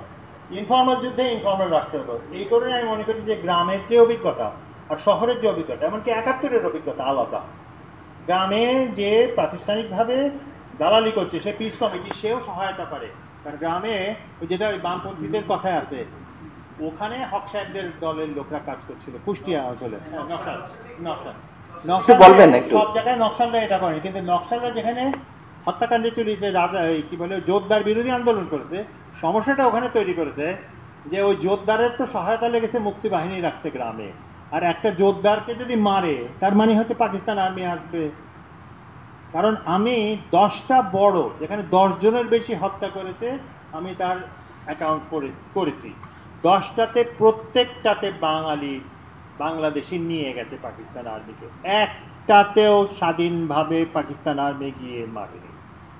সেটা সোহাগপুর হোক বা সেটা হলো যোগীশু পালসা হোক। যোগীশু পালসায় যেটা আমার কাছে সবচেয়ে ভয়াবহ লাগে, যে একটা স্কুলকে নিয়ন্ত্রণ করবে এই নিয়ে ঝগড়া, পাকিস্তান আর্মিকে গিয়ে বলেছে যে এখানে পাকিস্তান আর্মি, বাংলাদেশ আর্মির ট্রেনিং হয়, এটা বললে আর্মি পাকিস্তান আর্মির সঙ্গে যেত। এটা বোধহয় টেলিভিশনও দেখিয়েছিল, কোন টেলিভিশন, 21-এর টেলিভিশন বোধহয়। ওখানে নিয়ে গেছে, নিয়ে গিয়ে পাকিস্তান আর্মি গেছে, গ্রামে বলেছে সমস্ত লোকদেরকে আনো, তরুণ গ্রাম, ওরা কিন্তু ছেলেদেরকেই মারত, মেয়েদেরকে হত্যা করতো কম, বা করেছে 2-1টা হয়তো। তারপরে বলেছে হিন্দু একদিকে, মুসলমান একদিকে। তারপরে হিন্দু 42 জন হিন্দুকে গুলি করে মেরে ফেলেছে। মেরে ফেলে ওই মুসলমান যেগুলো ছিল তাদেরকে বলেছে তোমরা এবার পতো, কারণ ওরা ধরবে না, হিন্দুর লাশ ধরবে না। আমি এত পর্যন্ত সহ্য করতে রাজি ছিলাম। তারপরে কবর দেওয়ার পরে পাকিস্তান আর্মিগুলো উঠে ওই কবরে প্রস্রাব করেছে। এত আমি সারা জীবন গেছে আমার ৭১ নিয়ে করতে, আমি যতটা শক্ত হয়েছি এইটা শুনে আমি তোমাদের সাথে প্রস্রাব করেছি। সোহাগপুর যদি দেখে কেউ, এবং আমি সোহাগপুর জানি, কারণ আমি সোহাগপুর নিয়ে প্রায় বছর 10 কাজ করেছি, আমি প্রতিটা বাড়ির ইতিহাস জানি। সেটা কেন হয়েছিল, সেটা তো নিয়ে গিয়েছিল। পরে যখন যুদ্ধাপরাধ ট্রাইব্যুনালের ঝামেলা হয়েছিল, আমিও তো ঝামেলায় পড়েছিলাম যুদ্ধাপরাধ ট্রাইব্যুনালে। তো আমার ওরা দেখিয়ে বলেছিল যে এখানে কাদের ডাক্তার বলে এক লোক আছে, এখানে এই রাজাকার ওই কার কথা বলেছিল, জামাত ইসলামী কোন নেতার কথা। আমি বললাম যে আমি ওটা জানি না, হতে পারে, কিন্তু কাদের ডাক্তারের কথা গ্রামের প্রতিটা মানুষ বলেছে। তখন ভিডিও করতে গেছিল, গিয়ে আমাকে বলছিল পরে যে এখানে তো গ্রামের মানুষ তো কাদের ডাক্তারের কথাই বলে। তো কাদের ডাক্তার কি করেছে? কাদের ডাক্তার লুট করতো, ইন্ডিয়ায় যাওয়া শরণার্থীদের লুট করে ওই গ্রামের সোহাগপুরে রাখতো। তার একটা সোহাগপুরে ছিল, ওইখানে একজনকে লুট করে কাদের ডাক্তার, এটা ছিল প্রতিশোধ। তাহলে যখন আমি গেছি এত বিরান, এখানে কে যাবে? পাকিস্তান আর্মি, আমি চিনতে পারছি না পাকিস্তান আর্মি যাবে কি করে। ও শুধুমাত্র এই রাত থেকে এরকম 10টা ইনস্টেন্স আছে আমার কাছে, প্রতিটাতেই বাংলাদেশি মানুষ নিয়ে গেছে বাংলাদেশি মানুষ মারতে। অর্থাৎ আমরা এত ভালো, পাকিস্তানি এত খারাপ, এইরকম ভাবনা দিয়ে ইতিহাস বিচার করা যায় না। বিহারিদের কোয়েশ্চনটা কি চলে আসে কিনা যে আসলে আমাদের যে নেগেটিভে ওদের আমরা হয়তো কিছু হলে তো বিহারিদের প্রতি অত্যাচার করা হয়েছে কি? আমি বিহারি শব্দটাই ব্যবহার করি না। আচ্ছা আচ্ছা, আমি আপনার কাছে জানতে না, চাচ্ছিলাম। আমি বিহারি করি না, আমি করি পাকিস্তান। পাকিস্তানি আমার বইটাতে, পাকিস্তান বইটাতে আমরা এদেরকে নিয়ে যথেষ্ট লিখেছি যে পাকিস্তানিদের কি অবস্থা ছিল 71-এ। পরিষ্কারভাবে পাকিস্তানিদের অবস্থা ছিল, তারা পাকিস্তানের পক্ষে ছিল। একটা যুদ্ধ দেশে এটা অবধারিত। তো পাকিস্তানের বিশ্লেষণটা করে না, সেটা হচ্ছে যে প্রথমত পাকিস্তানিরা যখন, আপনারা যদি দেখেন দলিলপত্র দেখেন বা আমাদের বইতেও যদি দেখেন, পাকিস্তানিদেরকে এই অবাঙালি পাকিস্তানি বাংলাদেশে বসবাসরত অবাঙালি পাকিস্তানিদেরকে হত্যা করা হয়েছে কখন? কথা হচ্ছে মার্চ থেকে এপ্রিল মাসে, যখন পাকিস্তান আর্মি ঢাকায় ক্র্যাকডাউন করেছে, মানুষ মেরেছে, তারপরে যখন তারা দখল করে করে যাচ্ছে তখন তাদেরকে হত্যা করেছে। আমাদের বইতেও কয়েকটা রেফারেন্স আছে। তারপরে কখন করেছে? পাকিস্তান আর্মি কিন্তু এই ক্র্যাকডাউনটা যদি না করতো তাহলে পাকিস্তানি অবাঙালিরা মরতো না। ক্র্যাকডাউনটা করে তারা they facilitated the killing of north Bengalis. তারপরে যেটা করেছে, নিজেরা পালিয়ে গেছে। তাদের সবচেয়ে বড় শত্রু ভারতের, কি বলবো, কাপড়ের তলায় লুকিয়ে ফেলে রেখে গেছে। কাদেরকে ফেলে রেখে গেছে? সিভিলিয়ান পাকিস্তানিদের। সেনাবাহিনী পালিয়েছে, সিভিলিয়ান পাকিস্তানিদের ফেলে রেখে গেছে। এবং ওই সময় আপনারা যদি 71-এর, আপনার যারা বয়স্ক তারা দেখবে 71, আমার ইচ্ছা হয় না 71-এ কি করতে, আমি করি নাই, কিন্তু ইচ্ছা আমারও হয়েছে, ইচ্ছা সবার হয়েছে। আমার চোখের সামনেই ঘটনা ঘটেছে, আমার বন্ধু বান্ধবরা করেছে। ফোন করে নাই? অফকোর্স ফোন করছে। আমি একটা জায়গায় মনে আছে, ওইখানে মেয়েটার মহিলাকে তার ছেলেকে মেরে ফেলেছে। তার বন্ধু বান্ধবরা তাকে ধরে এনেছে আমার চোখের সামনে, ধরে এনেছে ওই রাজাকারটারে, দইরা আইন না ফালাইছে, দড়ি বান্দা। বলছে খালাম্মা আমরা পাহারা দিলাম। তারপরে মহিলার হাতে দাওটা তুলে দিচ্ছে, বলে আপনার যা করার করে। ওই মহিলা ছেলেকে দেখছে মেরে ফেলতে, ও খুন করবে না? কোন কথা হইলো? আমার আমার মাকে, ভাইকে, বোনকে যদি খুন করতো, আমি খুন করতাম না? আমি আজকাল খুন নিয়ে, নিজের খুন নিয়ে কথা কম বলি, কিন্তু করতাম না? আমি করতাম, আমার ভাই করতো না? কিন্তু তো অবশ্যই করবে। আমরা তো একেবারে নিরীহ নিরপরাধ মানুষকে খুন করেছে, বাঙালিদের খুন করে নাই, আমার চোখের সামনে খুন করছে। অতএব যুদ্ধের অবস্থায় কি মানুষ ব্যবহার করে সেটা সম্পূর্ণ, কিন্তু বিষয়টা রাষ্ট্রিক, বিষয়টা জাতিগত না। আমরা বাঙালি জাতীয়তাবাদ করে ওদের বিহারি বানাই। আমরা যদি পাকিস্তান দেখি তাহলে আমাদের বোঝা সম্ভব হয় যে আর তখন পাকিস্তানি নাগরিক, বিহারি যে পপুলার টার্ম, কিন্তু আসলে লিগেলি এবং অন্যান্যভাবেই তারা they are the citizen of Pakistan. গণহত্যার পক্ষে ছিল। আল শামস যেটা বলে, এটা প্রায় পুরোটাই ছিল নর্থ বেঙ্গলের এবং পুরোটাই ছিল অবাঙালি, বিহারি বলতে আমরা যাদের বোঝাই। এবং ভয়াবহ বিষয় আছে আমার বইতে, ভয়াবহ ঘটনা ঘটেছে। কিন্তু এটা তো ইতিহাস, এটা তো যুদ্ধের বাস্তবতা। যুদ্ধ কি নরম সরম জিনিস নাকি? আমার একটা বন্ধু পাগল হয়ে গেছে, একটা মানুষের খুন করে পাগল হয়ে গেছে। অতএব আমার মনে হয় যুদ্ধ ভালো জিনিস না, কিন্তু একবার যুদ্ধ শুরু হলে এটাকে নিয়ন্ত্রণ করা যায় না। যুদ্ধ নিয়ন্ত্রণযোগ্য না, এটা ভীষণ নিষ্ঠুর একটা জিনিস, এটা না করাটাই ভালো।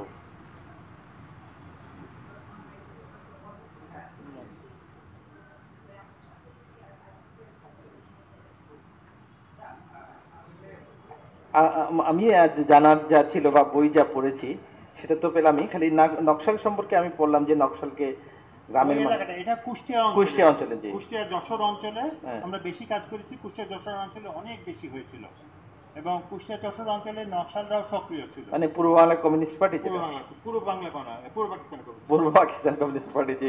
তাদের তাদের ব্যাপারটা নিয়ে একটু বলতেন যদি। পূর্ব বাংলা কমিউনিস্ট পার্টিটা ছিল নোয়াখালী, সেটা তোহা সাহেবের দল। আর পাবনার দিকে ছিল আত্রাই, সেটা হচ্ছে মতিন আলাউদ্দিনের দল। তারা কিন্তু অনেক সক্রিয় যুদ্ধ করেছে এবং তাদের সঙ্গে ভারতীয় সেনাবাহিনীও সক্রিয় হচ্ছে। অন্য একটা ছিল এই লোহজং এলাকায়, সেটা হচ্ছে আমাদের এই এখন ইনারা সবাই বিএনপি করে, ওই কি বলে আরে এই যে মির্জা ফখরুল ইসলাম আলমগীরদের, তারপরে মির্জা আব্বাস না, আরে মারা গেলেন উনি, না আচ্ছা যাই হোক বাদ দাও, মির্জা আব্বাস তো নর্থ বেঙ্গলের মির্জা আব্বাস। আচ্ছা যাই হোক, ওরা ছিল এই এলাকাটা, এবং আমাদের বইতে ইন্টারভিউ আছে। রণভাইরা, আচ্ছা ওকে, রণভাইরা, কাজী জাফররা, এদের আবার একটা অংশ কলকাতাতেও ছিল এবং এরা ওই কমিটির সদস্য ছিল। কিন্তু এরা যুদ্ধটা করেছে এখানে, এরা কিন্তু দেশ থেকে যায়নি। অর্থাৎ দেশের ভেতরে শত শত মানুষ যতটুকু ট্রেনিং, হ্যাঁ মান্নান ভুইয়া, তো দেশে শত শত মানুষ ট্রেনিং নিয়ে যুদ্ধ করেছে, অসংখ্য। আপনি যদি বরিশাল এলাকায়, আমাদের হিন্দু জনগোষ্ঠীর 71 বইটা আছে, বরিশাল এলাকায় হাজারে হাজারে মুক্তিযোদ্ধা যুদ্ধ করেছে যারা ট্রেনিং প্রাপ্ত। তারা কিন্তু বর্ডার ক্রস করে, কারণ বরিশাল থেকে বর্ডার ক্রস করাটা অনেক দূর হয়ে যায়। তবে ভাবছি আচ্ছা লোকালি করে ফেলি আমরা যুদ্ধটা। এইরকম ঘটনা ঘটেছে। পালিয়েছে হিন্দু মানুষ। এবং আমি যেটা মানে অডিয়েন্সের ওপেন করার আগে আমি একটা বলি, আমার জীবনের শ্রেষ্ঠ, এই কথাটা আমি বলি, আমার অনেক সময় চোখে পানি আসে, হয়তো ক্ষমা করে দিয়ে যদি আমি আজকেও আমার চোখে পানি আসে। সেটা হচ্ছে, এটা হলো কসবা এলাকায়, এবং এটা আমি অনেকবার লিখেছি। কসবা এলাকায়, কারণ আমি এর চেয়ে অবিশ্বাস্য একটা অভিজ্ঞতা বা উদাহরণ আমি খুঁজে পাইনি, পৃথিবীর ইতিহাসে কম পেয়েছি। সেটা হচ্ছে যে কসবা এলাকায় হিন্দু মানুষ, এবং যে আমাকে বলেছে সে ফার্স্ট টাইম, সে ওখানে ছিল, এরা ইন্ডিয়ায় পার হয়ে চলে যাবে। তো ওখানে পাকিস্তান আর্মি তার 2 দিন আগে গোলাগুলি করেছে, যে জন্য নৌকা পাওয়া যাচ্ছিল না। তো নৌকা পাওয়া যাচ্ছিল না, তারা কি করে পার হবে, 2 দিন থেকে ভয় পেয়ে গেছে যদি ওদের উপরে আবার অত্যাচার হয়। তখন ওরা যেটা করেছে সেটা হলো যে কচুরিপানার ভেলা বানিয়েছে, কচুরিপানার ভেলা বানিয়ে উঠিয়েছে লোকদেরকে। আর ওদের ভয় ছিল যেটা, গানবোটকে খুব ভয় পেত ওরা, যে বেশি গানবোট যাতে না আসে, পার হয়ে যাব। নৌকা যখন পাচ্ছি না, কিন্তু এখানে আর থাকতে চাই না। তো এরকম করে 16-17 জন মানুষ, কয়েকজন নৌকার এই কচুরিপানার এটা ধরে আছে, আর কিছু মানুষ কচুরিপানার ওপরে বসে আছে। এই যখন যাচ্ছে, একটা মহিলা ছিল, ওর কোলে বাচ্চা ছিল। তো ও মহিলা ঢাকা থেকে, মেয়েটা ফরিদপুর থেকে এসছে, আর আমি ঠিক এখন মনে নেই, ও ঢাকারই হবে। তো ওরা যখন কচুরিপানা দিয়ে যাচ্ছে, মহিলা চিৎকার শুরু করে দিচ্ছে ভয়, ওর বাচ্চা রয়েছে, ওর নার্ভাস হয়ে গেছে। তো তখন এই বাচ্চা মেয়েটা 13-14 বছর বয়স হবে।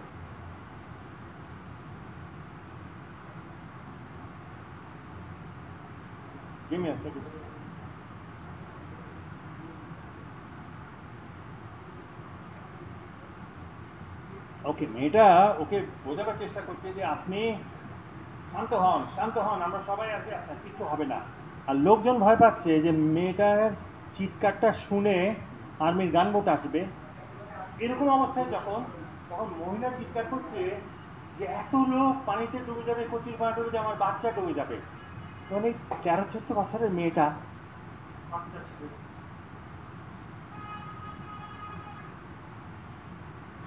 পানিতে তলিয়ে গেছে। তো আমরা যাই করি না কেন, এটা করতে পারবো। যুদ্ধে যাওয়া অনেক সোজা, জান দিয়ে দেওয়া এত সোজা না। এটা আমি মনে করি একাত্ম, এবং এইটা আমরা ধারণ করতে পারি না, এবং ধারণ করতে পারি না বলেই আমরাও অন্যান্য বয়ানে চলে যাই। ধন্যবাদ। আচ্ছা, আমি একটু একটা হলো যে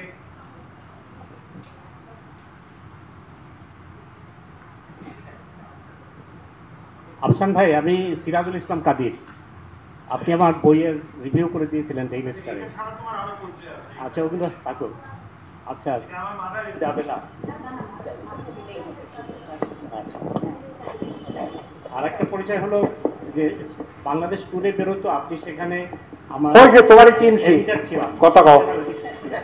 আচ্ছা, একটা হলো আপনার কথার সঙ্গে আমি সিরাজুল ইসলাম চৌধুরী স্যারের একটা অবজারভেশনের বেশ মিল পেলাম।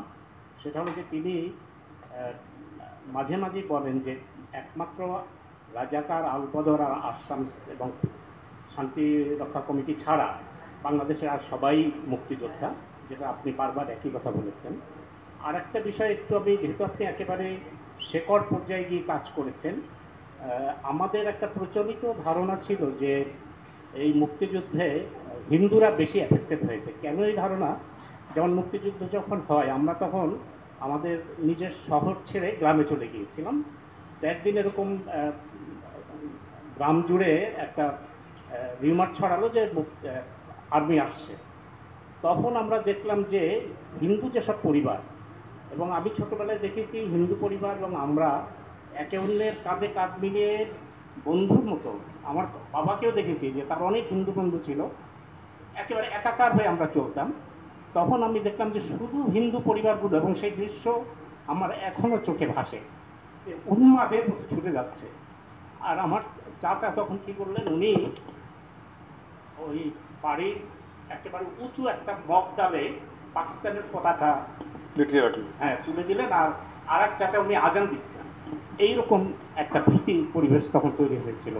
তা আপনার মানে আপনার কি মনে হয় যে আসলে এই মুক্তিযুদ্ধে, যেটা আমাদের প্রচলিত ধারণা যে হিন্দু পরিবার বেশি ক্ষতিগ্রস্ত হয়েছে, আপনি যেটা দেখেছেন সেটার সঙ্গে কি আমাদের এই প্রচলিত ধারণার সাযুজ্য আছে কিনা? হ্যাঁ, অবশ্যই। কিন্তু আমাদের হিন্দু জনগোষ্ঠীর একাত্তরে এই জন্য বইটা করা, যে হিন্দুরা একাধিকভাবে হয়েছে, এক যেখানে থাকতো সেখানে তারা নির্যাতিত হয়েছে, দ্বিতীয়ত যাবার পথে নির্যাতিত হয়েছে, এবং ডাকাতি কি পরিমাণ হয়েছে। ডাকাতি একটা নতুন প্রফেশন, এবং এটা এখন যেরকম কি, এখন কোন সেক্টরটা বড়, এমএলএম সেক্টর বড় নাকি ই কমার্স বড়, ওই রকম হিন্দুদের উপরে, কারণ বেশিরভাগ মানুষ চলে যাচ্ছে, তারা তো হিন্দু, তারা তো নিরাপত্তাহীন।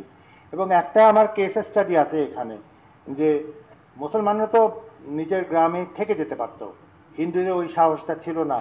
হিন্দুরা নিজের গ্রাম থেকে চলে গেলে আর তো তার কোথাও নেই, তখন সে বাদ চলে যেত।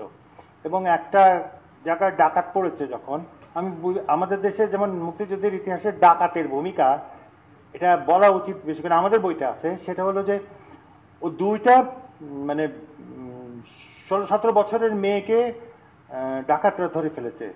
ওই লোকটা উদ্ভ্রান্তের মধ্যে দৌড়াচ্ছে, তো যেই লোকটা বলছে যে এই প্রশ্নটা কি ধরনের প্রশ্ন ছিল, ওই লোকটা দৌড়াতে দৌড়াতে এসে, এবং এটা মিডল ক্লাস কোনো একটা মানুষ, সে এসে বলছে, পাগল হয়ে গেছে লোকটা, নিশ্চয়ই পাগল হয়ে গেছে, মানে আমার মেয়েকে যদি এরকম করতাম আমি কি করতাম, আমি যদি না কিছু করতে পারি আমি তো পাগলই হতাম।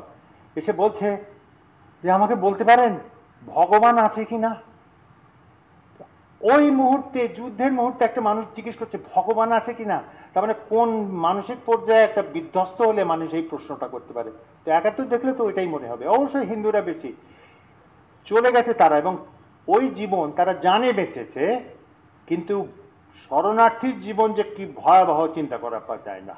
এবং কত মানুষ, রেজিস্টার্ড ইন্ডিয়ান গভর্নমেন্ট বলছে কয়েক লাখ মানুষ মারা গেছে, শিশু ডায়রিয়ায় মারা গেছে, এতে মারা গেছে, ওতে মারা গেছে। ওখানে যে বর্ণনা, একটা মেয়ে ও প্রেগনেন্ট অবস্থায় বাংলাদেশ থেকে পালায়, কারণ স্বামীকে গুলি করে মেরে ফেলেছে, ইন্ডিয়ায় গিয়ে ওর বাচ্চা হয়েছে, ওর তো কোনো প্রাইভেসি নাই, কিচ্ছু নাই। তখন মহিলাটা আমাকে বলছে যে আমাকে চারদিকে ঘিরে 7-8 জন মেয়ে আমাকে একটু পর্দা দিয়েছে, হিন্দু মহিলা, আমি ওর মধ্যে প্রসব করেছি। এবং তারপরে আমাকে দেখাচ্ছে যুদ্ধের সময় এরকম হয়েছে, 6 মাসের বিধবা, 6 মাসে বিধবা হয়েছে মেয়েটা। তো আমার কথা হচ্ছে যে আমরা এটা না বলার ফলে যেটা হয়েছে, আমরা এই ধরনের ইতিহাসকে যেহেতু নিম্নপদস্থ করেছি, এবং মূল ইতিহাসটা হচ্ছে সরকার কি করেছে সেটাই, আমাদের ইতিহাসটা অসম্পূর্ণ। অসম্পূর্ণ বলবো না, আমি বলবো যে ইতিহাসটা এক পেশে হয়ে গেছে। তো সেটাই আমরা একটু ঠিক করার চেষ্টা করেছি আর কি, এটাই।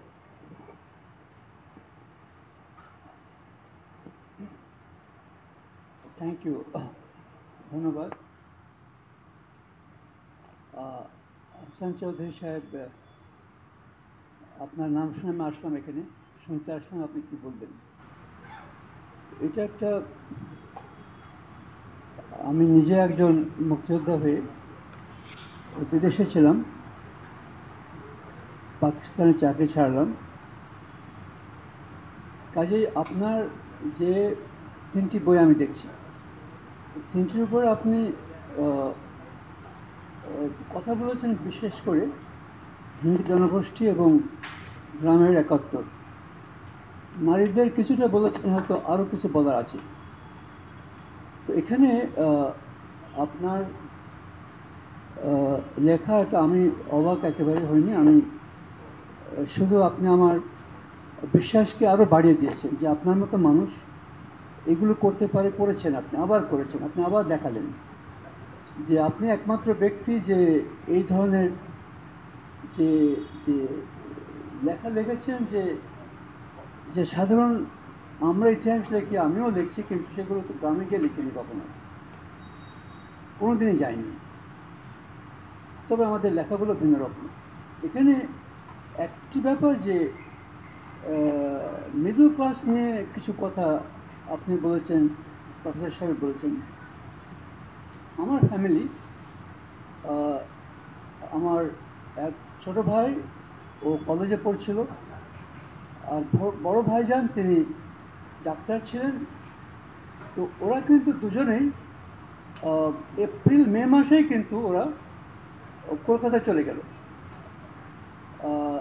একটা বড় কারণ ছিল যে কলকাতায় আমাদের, লাইক মেনি আদার্স, অনেক আত্মীয় আছে, ছিল, এখন আছে। তো মায়ের দিক দিয়ে বিশেষ করে।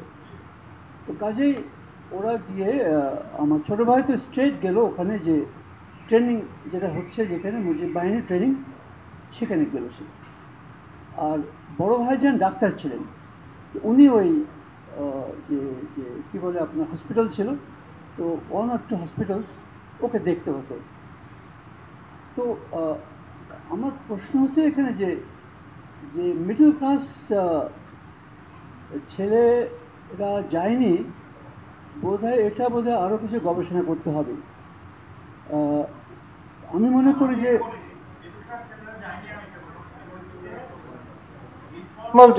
যোদ্ধা যারা, অর্থাৎ যারা ট্রেনিং নিয়ে এসে দেশের ভেতরে যুদ্ধ করেছে, সেখানে মিডল ক্লাসের সংখ্যা কম। মিডল ক্লাস কোন জায়গায় ছিল? সবচেয়ে সবল ইনফর্মাল প্রাতিষ্ঠানিক যে অংশ, সেটা তো পুরোটাই মিডল ক্লাস নিয়ন্ত্রণ করেছে।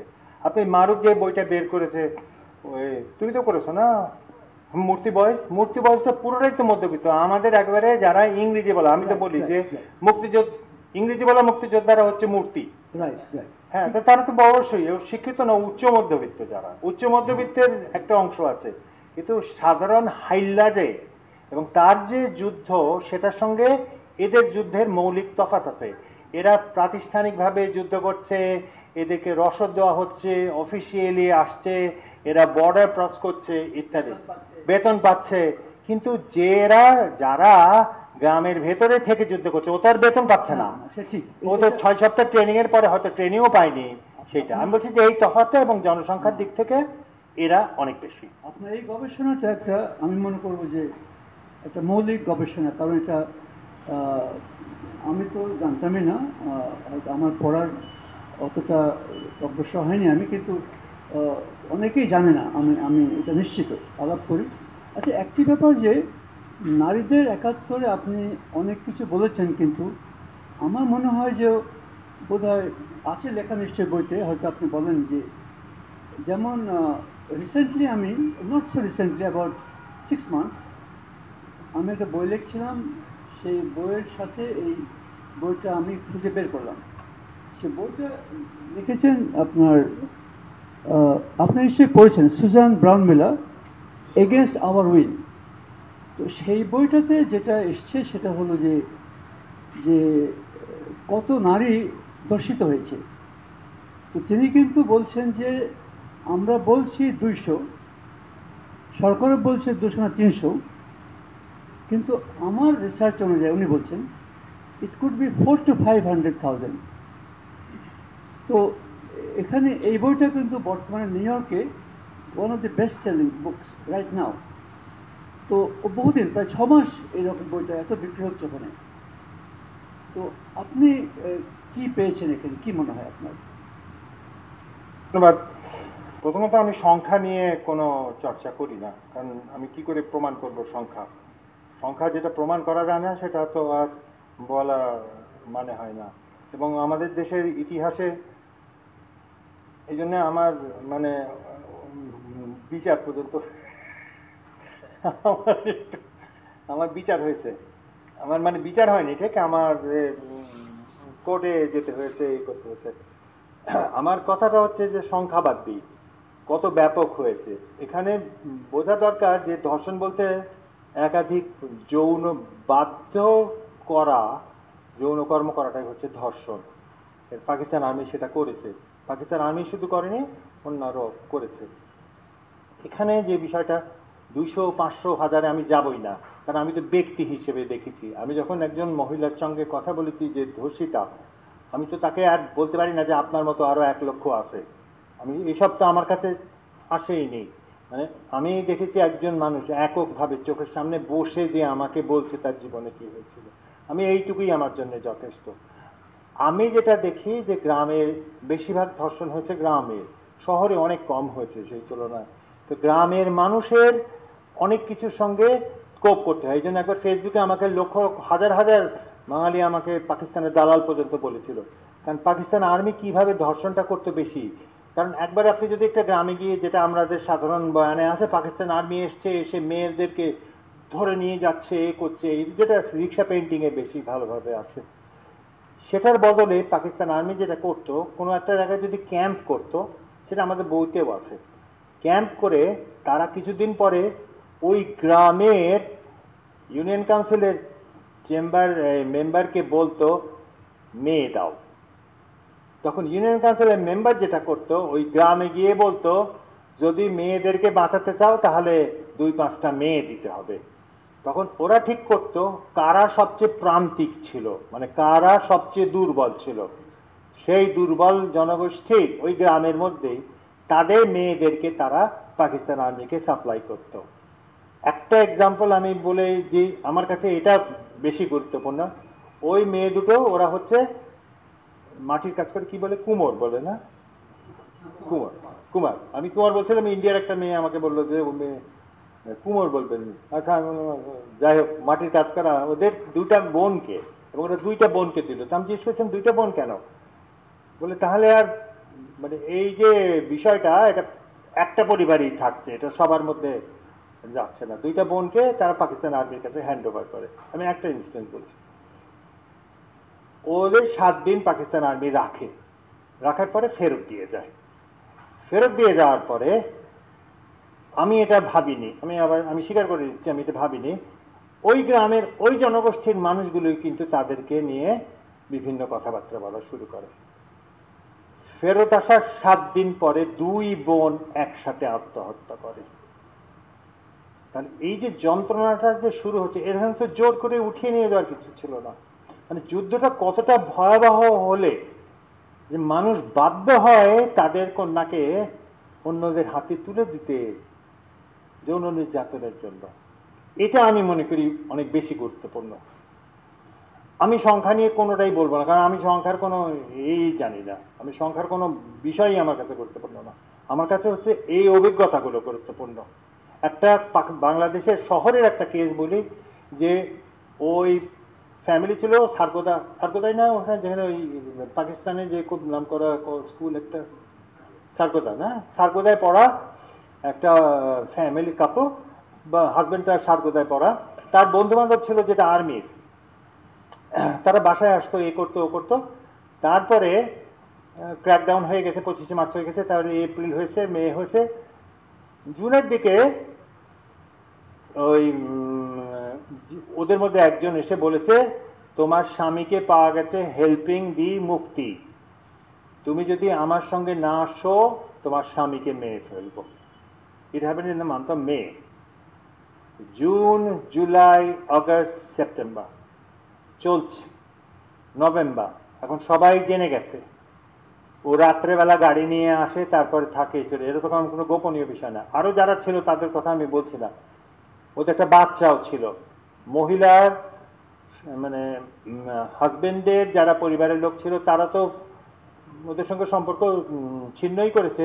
মেয়েটার ভাই যে মহিলা এই যৌন সম্পর্ক করছে একদিন ওকে ধরে মেরে দাঁত মুখ ফাটিয়ে দিয়েছে। তো তুই এরকম পশু, তোর স্বামীকে উঠিয়ে নিয়ে গেছে, তুই আর্মি অফিসারের সঙ্গে শুস। এটা করেছে নভেম্বর মাসে এক পাকিস্তান আর্মির অফিসার এসে তাকে বলল যে তোমার হাজবেন্ডকে মে মাসেই এই লোকটা মেরে ফেলেছে এবং এ কিছুদিন আগে মারা গেছে। তারপরে বলল যে তোমাকে তোমার পরিবার নেবে না, আমি একজন শরীফ মুসলমান, আমি আর্মি ছেড়ে দিচ্ছি, আমি তোমাকে বিয়ে করে স্ত্রীর মর্যাদা দেব এবং তোমার সন্তানকে আমি নিজের সন্তানের মতো নেব, কিন্তু বাংলাদেশে আর তুমি থাকতে পারবে না, তোমাকে মেরে ফেলবে, কারণ এভরিওয়ান নোজ তুমি কি করছো। ওই মেয়ে, এবং আমি কিভাবে জানলাম বিষয়টা, ওই মেয়ে তখন বুঝতে পেরেছে যে তার তো শ্বশুর বাড়িও নাই, তার বাবার বাড়িও নাই, এবং বাচ্চাটার কি হবে। তখন যেটা করেছে, তাদের বাড়ির একটা তার মানে বাবার বয়স্ক আত্মীয়, তার বাবার চেয়ে মানে ওরকম বয়সী, তাকে মেয়েকে দিয়েছে যে আপনি একে বড় করবেন, কারণ আমি চলে যাচ্ছি, আমি জীবনেও আর কোনোদিন যোগাযোগও করব না। তো ওই বাচ্চাটার কি অবস্থা, দিন হঠাৎ একদিন বাবা চলে গেল, তারপর হঠাৎ একদিন মা চলে গেল।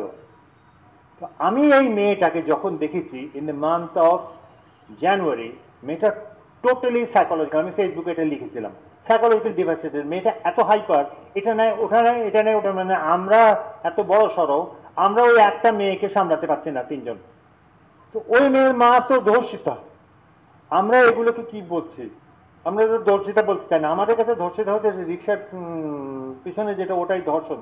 ধর্ষণের প্রকার ভেদ আছে এবং এটা হচ্ছে সবচেয়ে ভয়াবহ। ওই মেয়েটার কেমন লেগেছে যে তার মৃত স্বামীর হত্যাকারীর সঙ্গে সে শুয়েছে 6 মাস, যখন তার স্বামী মরে গেছে সে জানিও না।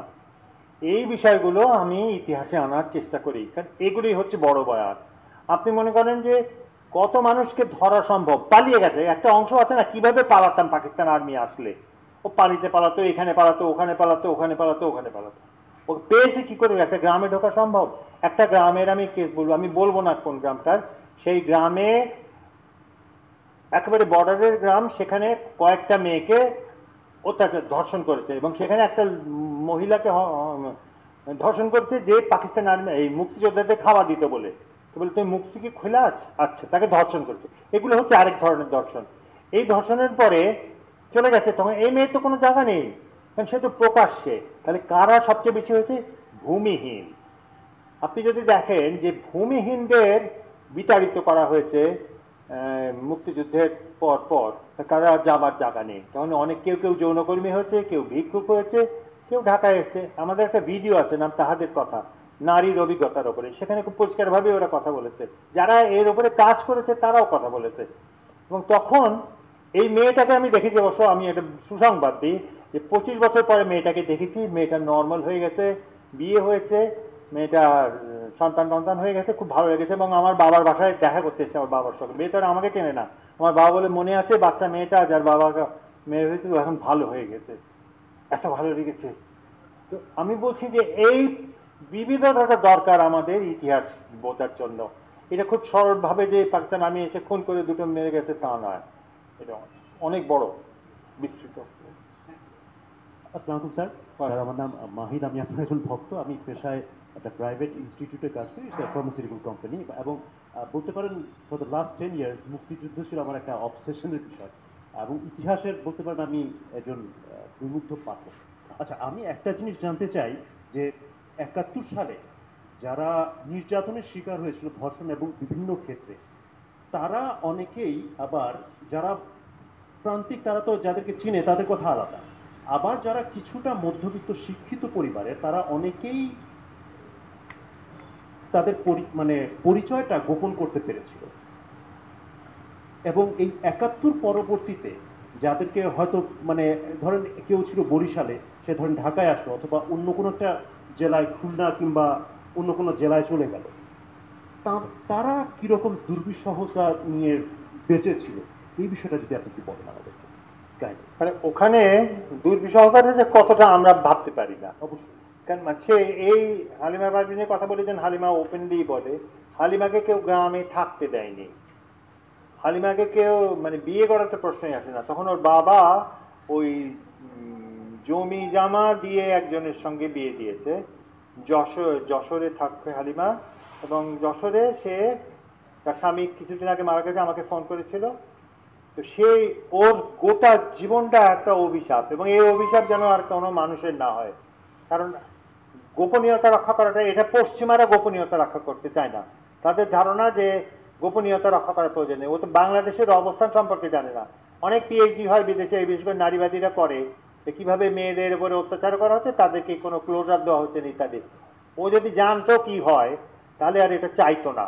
কারণ আমি দেখেছি কি হয় ওদের অবস্থা।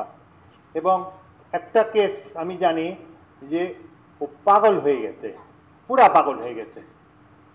এবং তখন আমি ভাবছিলাম যে ও পাগলটা হচ্ছে গেল, বলে যে ও তো বাসায় থাকতে পারে নাই পর্যন্ত, ওকে তো রাস্তার মধ্যে থাকতে পারবে। যে 3টা মেয়ে কুমারখালীর ছিল যাদের উপরে নির্যাতন হয়েছিল, যেটা শাহরিয়ার ভাইরা দেখিয়েছিল তাদেরকে, আমি যখন ওখানে গেছি চিৎকার করে উঠেছে যে আমাদের আর ফিল্ম করবে না। আমি বলছি আমি ফিল্ম করতে আসি নাই, আমি দেখা করতে এসে। মহিলা কথা বলতে গিয়ে কাঁদছে, তার বাড়ি পরিবারের লোকরা দাঁড়িয়ে আছে, এবং আমার ভিডিওতেও ওটা আছে যে ওই গ্রামে কেউ যে পুকুরে গোসল করেছে, এরা ওই পুকুরে গোসল করতো না, বলতে এটা না পাক পুকুর। তো অতএব আমি বাস্তবে বলছি যে কোনো ধর্ষিতা নারীকে আমার সমাজ একসেপ্ট করে না। তাহলে ওর জন্য কত বড় অভিশাপ এই জিনিসটা। তো গোপন করবে না তো কি করবে? তো ওই যে যে মেয়েটা ভূমিহীন মেয়েটা করেছে কি, ওই গ্রামে তো ধর্ষিত হয়েছে কয়েকটা, এবং মধ্যবিত্ত শ্রেণী, এমনকি ওই শ্রেণীরও, উপরতলারও। ওরা একটা মহিলাকে পয়সা দিয়ে বসিয়ে দিয়েছে, গ্রামে দেখতে যায়, যেহেতু ওখানে অনেক যুদ্ধ হয়েছিল, ধর্ষণ হয়েছিল।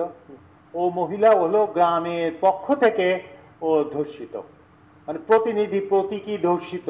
ওর সঙ্গে কথা বলে কেমনি আপনারে করছিল, কি করছিল, আপনার স্বামী কি করছিল, বলে স্বামী পালাই গেছিল, যা বলার বলে দেয়। ওরা করে মুখস্থ হয়ে গেছে ওর বলাটা। তাহলে ও এটা প্রতিরক্ষা করছে, এবং টিকে থাকার জন্যই মিথ্যা কথাটা দরকার। আমি যখন যারা আমার আন্ডারে কাজ করে তাদেরকে যখন বলি যে এইটার মধ্যে কোনো গর্ব নাই যে আমি প্রকাশ করে দিলাম, এটার মধ্যে বলে পাকিস্তান আর্মিকে বোঝাতে হবে, পাকিস্তান আর্মিকে বোঝালো গেল, ওই মানুষগুলোর কি হবে? যার জন্য এই যেমন ফেরদৌসী প্রিয়ভাষিনী যেহেতু জানে যে আমি তার সঙ্গে কথা বলেছি, কাজ করেছি, তার ঘটনা জানি ইত্যাদি ইত্যাদি, তার আত্মীয় স্বজনরা আমাকে ফোন করে বলছে আপনি রক্ষা করছেন কেন তাকে, আপনি এই করছেন কেন, আপনি বলেন না কেন? হয়তো আমি কিছু জানি, বেশি জানি, আমি বলতে যাব কেন? এটা আমার কোনো দায় পড়েনি বলার। আমি রক্ষা করব, এবং আমি এটা রক্ষা করবো। আমি যে স্টুডেন্টে, এই যে মেয়েটা সিনেমা বানায়, ও যখন থিস করছিল যে ওর সুপারভাইজার নাকি হেসে দিয়েছে, বলে কি ধরনের গবেষক যে গোপন করে তথ্য? আমি তো গোপন করবোই। যে যে মেয়ে কেউ দায়িত্ব নেবে?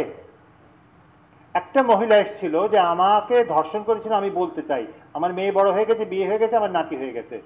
ওই মেয়ের মা এসে বলেছিল যে আপনি প্লিজ বলবেন না, কারণ আমার মা কিছু হবে না, আমার কি হবে, আমি ধর্ষিতার মেয়ে হয়ে যাব। আমার মেয়ের কি হবে, ও ধর্ষিতার নাতনি হয়ে যাবে, আমাকে এটা দিয়েন না। আমার হাত জোর করে এরকম বলছে, আমি দিই না, আমি দিতামও না, কিন্তু আমি দিই নাই। নীলিমা ইব্রাহিমের যে বইটা, ওখানে ওখানে আছে যে উনি উনি লিখছেন যে ওনার বইটা আবার বাংলা একাডেমি রিপ্রিন্ট করেছে, এটা 72 সালে বেরিয়েছিল। হ্যাঁ, তো ওখানে আছে যে বাবা গেছে ওনাদের যে পুনর্বাসন সেন্টারে, এবং ওনাকে বলছে যে মেয়ে এবং বাবার কথোপকথনটা আমি বলছি। তো বাবা বলছে যে মা তোমাকে আর আমি দেখতে আসতে পারবো না, আমি আসলে সবাই জেনে ফেলবে। এবং আরো অনেক জিনিস আছে যে ভাই চলে যাচ্ছে, এবং ওখান থেকে নিয়ে এসে ওরা শহর মানে এক শহর থেকে আরেক শহরে চলে যাচ্ছে।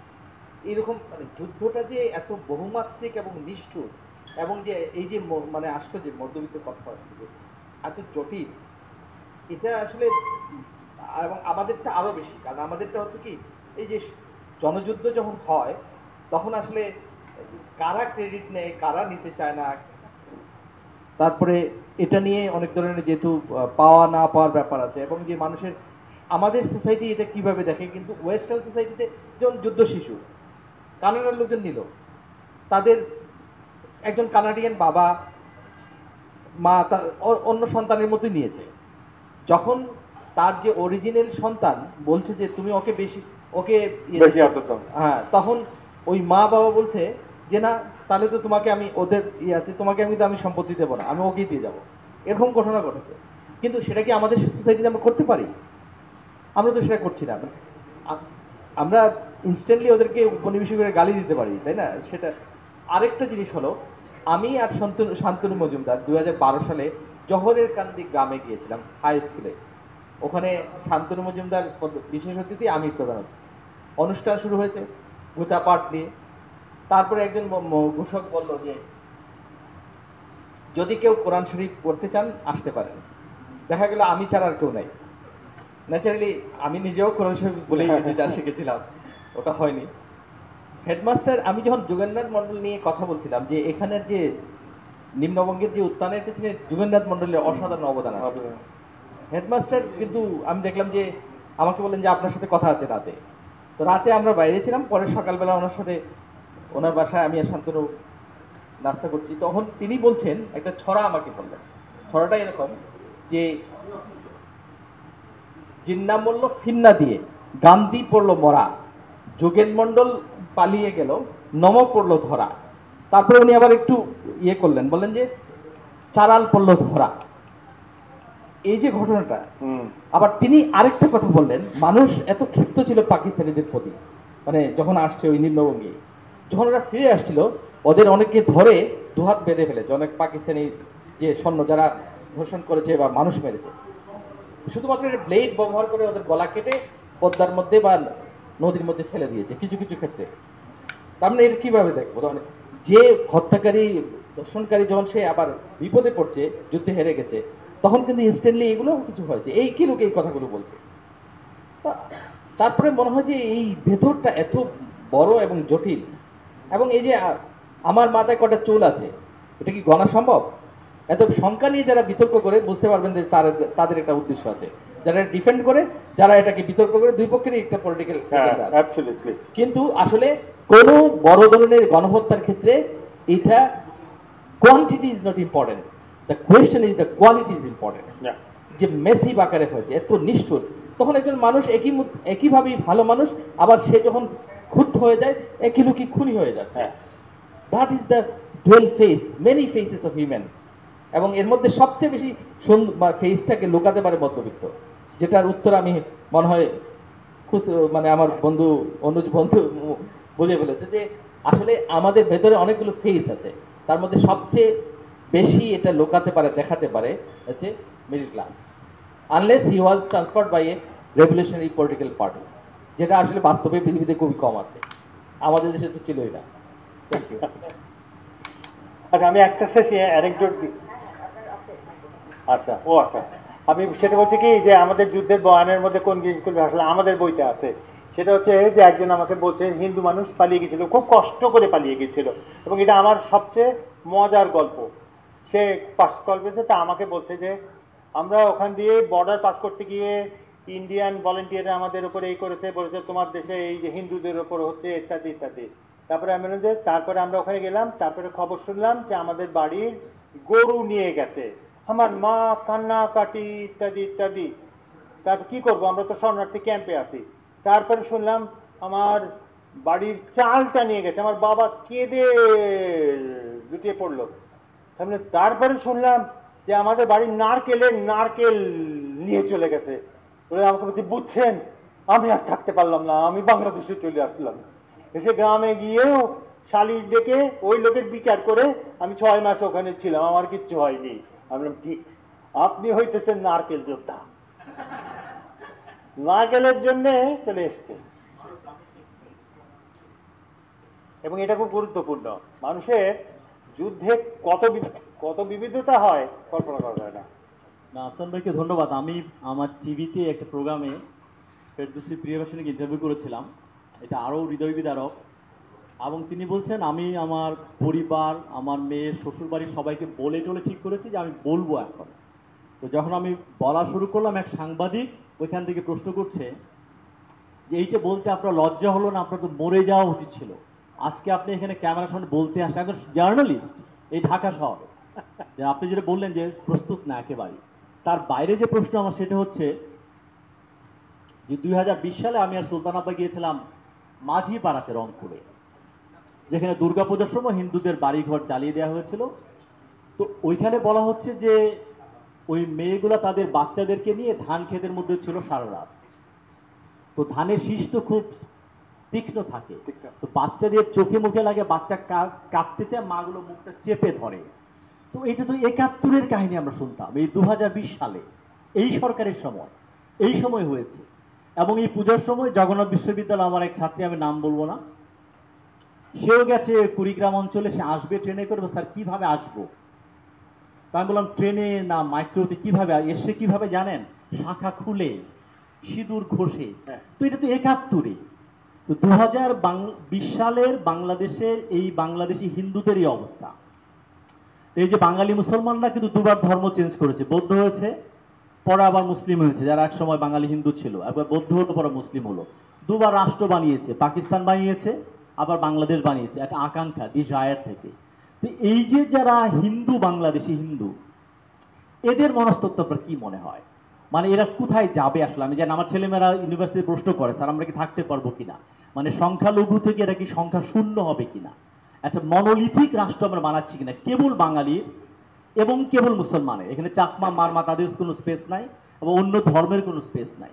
আপনার কি মনে, এই দিকে যাবে কিনা? ইতিহাস তো আমরা অতীতকে স্টাডি করি সামনে বোঝার জন্য, এটাকে একটা মনোলিথিক রাষ্ট্র নির্মাণের দিকে যাচ্ছি কিনা আসলে? Thank you.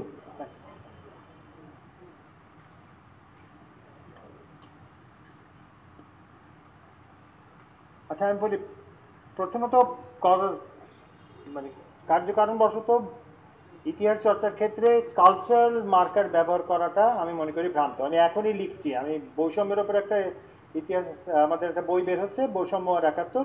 ওখানে খুব পরিষ্কারভাবে যে আমাদের ভ্রান্তিটা হয় যে আমরা মনে করি যে মুসলমান এবং হিন্দুর মধ্যে দ্বন্দ্ব, আমরা মনে করি বাঙালি আর অবাঙালির মধ্যে দ্বন্দ্ব। মূলত অর্থনৈতিক সুযোগ পাওয়ার বিষয়টা হয়। দ্বিতীয়ত, আমরা দুটো রাষ্ট্র বানাইনি, আমাদের রাষ্ট্র হওয়ার কথা ছিল স্বাধীন। 1940 সালের লাহোর রেজলিউশন যদি কেউ পড়ে, সেটা 1946 সালে পরিবর্তন করা হয়েছে। না হয় আজকের বাংলাদেশ আর আজকের পাকিস্তান পুরোপুরি হচ্ছে লাহোর রেজলিউশনের দুটো আলাদা স্বাধীন রাষ্ট্র, যেটা পরিষ্কারভাবে লেখা আছে। 1946 সালে যখন পরিবর্তন করে একটা রাষ্ট্র হয়, তখন ইউনাইটেড বেঙ্গলের মুভমেন্টের শুরু হয় আবুল হাসেমের, এবং ইউনাইটেড বেঙ্গল মুভমেন্ট শুরু করলেও ইউনাইটেড বেঙ্গল মুভমেন্টটা ভণ্ডুল করেছে কিন্তু বাঙালি হিন্দুরাই নেতৃত্ব। অর্থাৎ বাঙালিরাও একক জাতি বলে কোনো কিছু নাই, এককতা নাই ইতিহাসে, কোনো ইতিহাসেই নাই। যে জিনিসটা আছে যে একেবারে, আমি এখন এটা আমি এদেরকে পড়াবার সময় এই ধরনের আলাপ করতাম, আমি এটা তাও বলি যে 1793 এর পরে কিন্তু খুব মৌলিক একটা পার্থক্য হয়েছে, সেটা হচ্ছে বিদ্রোহী জনগোষ্ঠী আর যারা বিদ্রোহী না। ইতিহাসটা ধরলে এখানকার পূর্ববঙ্গের বাঙালি মুসলমানরা বিদ্রোহী জনগোষ্ঠীর অংশ, তারা সবসময় বিদ্রোহ করছে। বাঙালি হিন্দুদের জন্য সবচেয়ে অসুবিধা হচ্ছে তার মধ্যবিত্ত তো দালাল, তো দালাল কিন্তু ইতিহাসে মধ্যবিত্ত শ্রেণী যদি নেতৃত্ব না দেয়, তাহলে কৃষক সমাজ নেতৃত্বে যুদ্ধে আগায় না। প্রতিটা ইতিহাসের ক্ষেত্রে আমি 100 করেছি, 100 ঘটনায় কৃষক বিদ্রোহের ইতিহাস করেছি, 100টাতেই মধ্যবিত্ত নেতৃত্ব, সেটা ফরাইজি আন্দোলন হোক, সেটা কমিউনিস্টদের আন্দোলন হোক, যত আন্দোলন হোক। হিন্দু মধ্যবিত্ত ইংরেজ বিরোধী ছিল না 1857 পর্যন্ত। বাংলার জমিদার কুল কি বলে 1857-এর সিপাহী বিদ্রোহের বিপক্ষে ছিল। এই শ্রেণীর নিম্নবিত্তরা হচ্ছে সবচেয়ে নির্যাতিত। অর্থাৎ ঐতিহাসিকভাবে বাঙালি হিন্দু জনগোষ্ঠী বিশেষ করে আমাদের এলাকায় সবচেয়ে নির্যাতিত, কারণ ইতিহাসে তো তার মধ্যবিত্ত শ্রেণী তাকে অস্বীকার করেছে, এটা অন্য ক্ষেত্রে হয়নি। এবং তার উদাহরণগুলো কোন জায়গায়?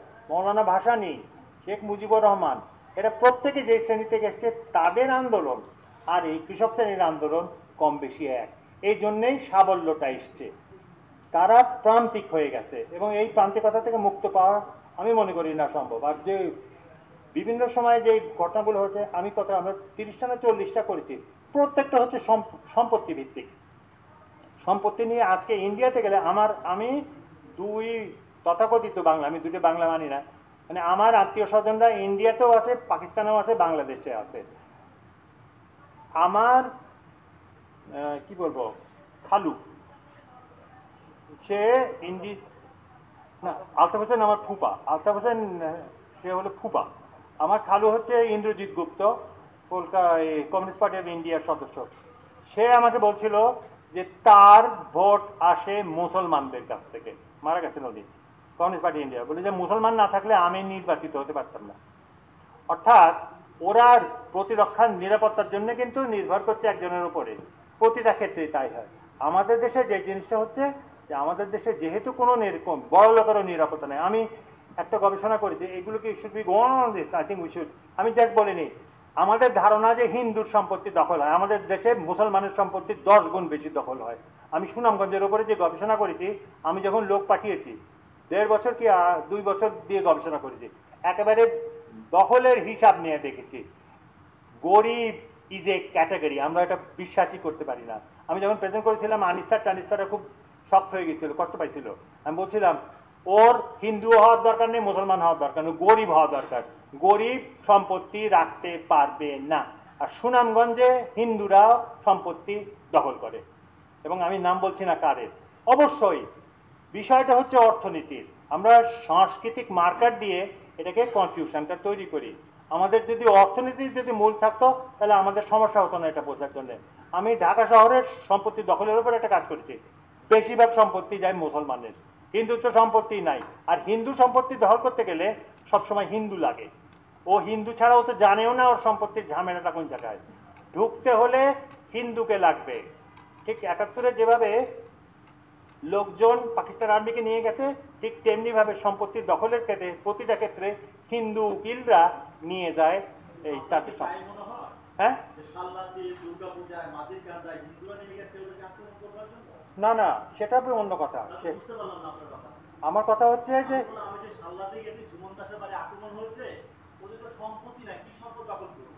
ওদের বিগ্রহ হচ্ছে এইটুকু, এতটাই গরিব ওরা। আমি তো গেছি এখানে নিজে বললাম, এই আক্রমণটা কি? না না, এই দুর্গাপূজা আক্রমণ ঝুমন দাসের কেসটা আমি বুঝতে পারছি না আপনাকে।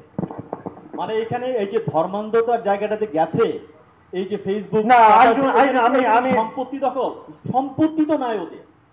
আরে সম্পত্তি যা এতটাই গরিব, আর ঝুমন দাসের বাড়ি নিজে গেছেই বলে, থাকতে তো হবে কিছু দখল করবার জন্য, সেইটুকুও নাই। আমি দখল করবে না না, ঝুমন দাসের কেস তো এটা না। এই যে একটা, আমি সেটা বললাম, পুজোর সময় যেটা হয়েছে, যে আক্রমণগুলো হচ্ছে, যে কোনো সম্পদ দিয়ে ব্যাখ্যা করা যায় বলে আমার মনে, একসময় যেত, এখন আর যায় না।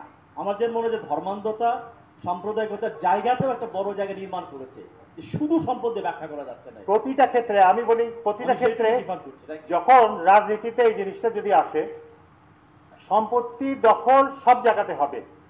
সম্পত্তি দখলটা হবে যেটাতে সম্পত্তির সুবিধা হবে, তার মধ্যে ভিকটিমস থাকবে। কিন্তু তার মানে এই নয় যে রাজনৈতিক কোনো মৌলিক পরিবর্তন হয়েছে। এই পরিসরের মধ্যেই এই দখলটা হবে। আমার আত্মীয় স্বজনরা যারা চলে এসে, যারা ইন্ডিয়া থেকে মাঝে মাঝে চলে আসে, তাদেরও একই জিনিস, আমরা সম্পত্তি রাখতে পারছি না। আমার যেহেতু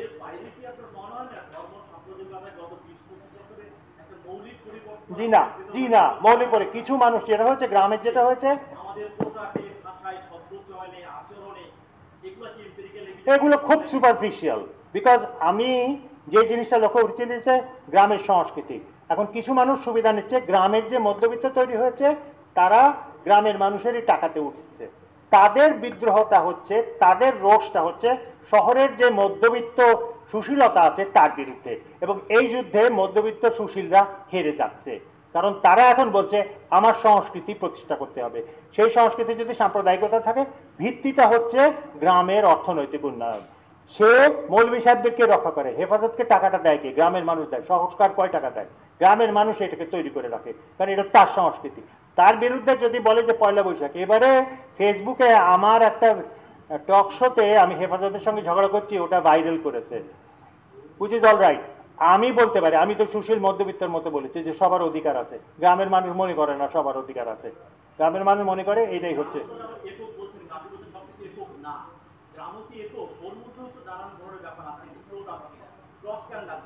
গ্রামের মধ্যে যে জিনিসটা আছে, গ্রাম কেন না, গ্রামের মধ্যে ক্রস কারেন্ট থাকতে পারে, কিন্তু যেখানে গন্ডগোল হয় সেটা বিশ্লেষণটা দরকার। ঝুমন দাসের একমাত্র তার কথা শুনে আমরা গোটা বাংলাদেশের বিশ্লেষণ,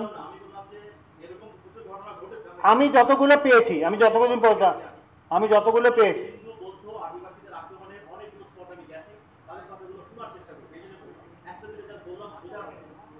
হ্যাঁ, দ্যাট ইজ এ,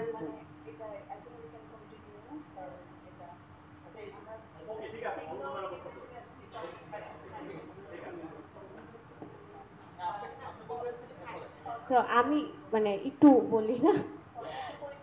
ও, আমার নাম ফজিয়া, আমি একটা উন্নয়ন সংস্থায় কাজ করি। আর আর আমি, হ্যাঁ, আর আমি এই যে তিনটা বইয়ের একটা বইয়ের ভিতরে খুব ক্ষুদ্র আকারে আমার নাম আছে, এটুকুই বললেই হয়। তো আমি আসলে স্যার কাছে যেটা, মানে আমার সাথে অনেকবার কথা হয়েছে, কিন্তু আমার মনে হয় এই কথাটা বারবার হওয়া দরকার। সেটা হচ্ছে যে নির্যাতন, ধর্ষণ এর বাইরে যে নারীর একাত্তর, আমার মনে হয় ওই একাত্তরটা নিয়ে কথাটা আরো বেশি হলে ভালো হয়। তো মানে আমার একদম স্পেসিফিক দুইটা প্রশ্ন, নির্যাতন ধর্ষণের বাইরে নারীর একাত্তর। আর এতদিন মানে আমার খুব অল্প সময়ের অভিজ্ঞতা তো, কিন্তু একাত্তরে নারীর যে জার্নিটা, মানে নারী একজন সত্তা হিসাবে, একটা মানুষ হিসাবে নারীর যে জার্নি, সেটা কিন্তু আমরা একদম ইগনোর করি। যে নারীর বিশেষ প্রয়োজন, নারীর সুযোগ সুবিধা, এবং এই পুরো যুদ্ধটা তো আসলে 9টা মাস। এই 9টা মাসে নারীর অভিজ্ঞতা কেমন ছিল, এবং নারীর আসলে নির্যাতন এবং ধর্ষণের বাইরে নারীর একাত্তর, নারীর অবদানও যদি আমি একদম খুব স্পেসিফিকলি বলি যে বাংলাদেশের যুদ্ধে নারীর অবদান।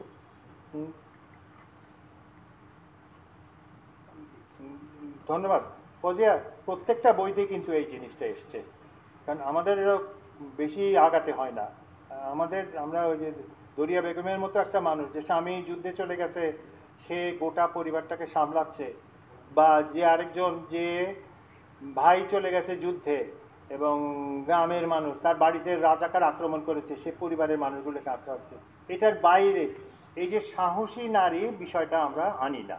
কিন্তু আমি মনে করি সবচেয়ে বড় গুরুত্ব হচ্ছে যে ও যে তার বাড়িতে থেকে বসে সংসারটা সামলেছে, এটা হচ্ছে, ধরলাম 40,000 50,000 মানুষ গেছে যুদ্ধ করতে, কিন্তু তার চেয়ে বড় তো বিষয় হচ্ছে যে প্রতিটা বাড়িতেই তো নারী তো বলেনি যে আমি কিছু করবো না, নারী তো বলেনি যে আমি খাওয়াবো না, পড়াবো না।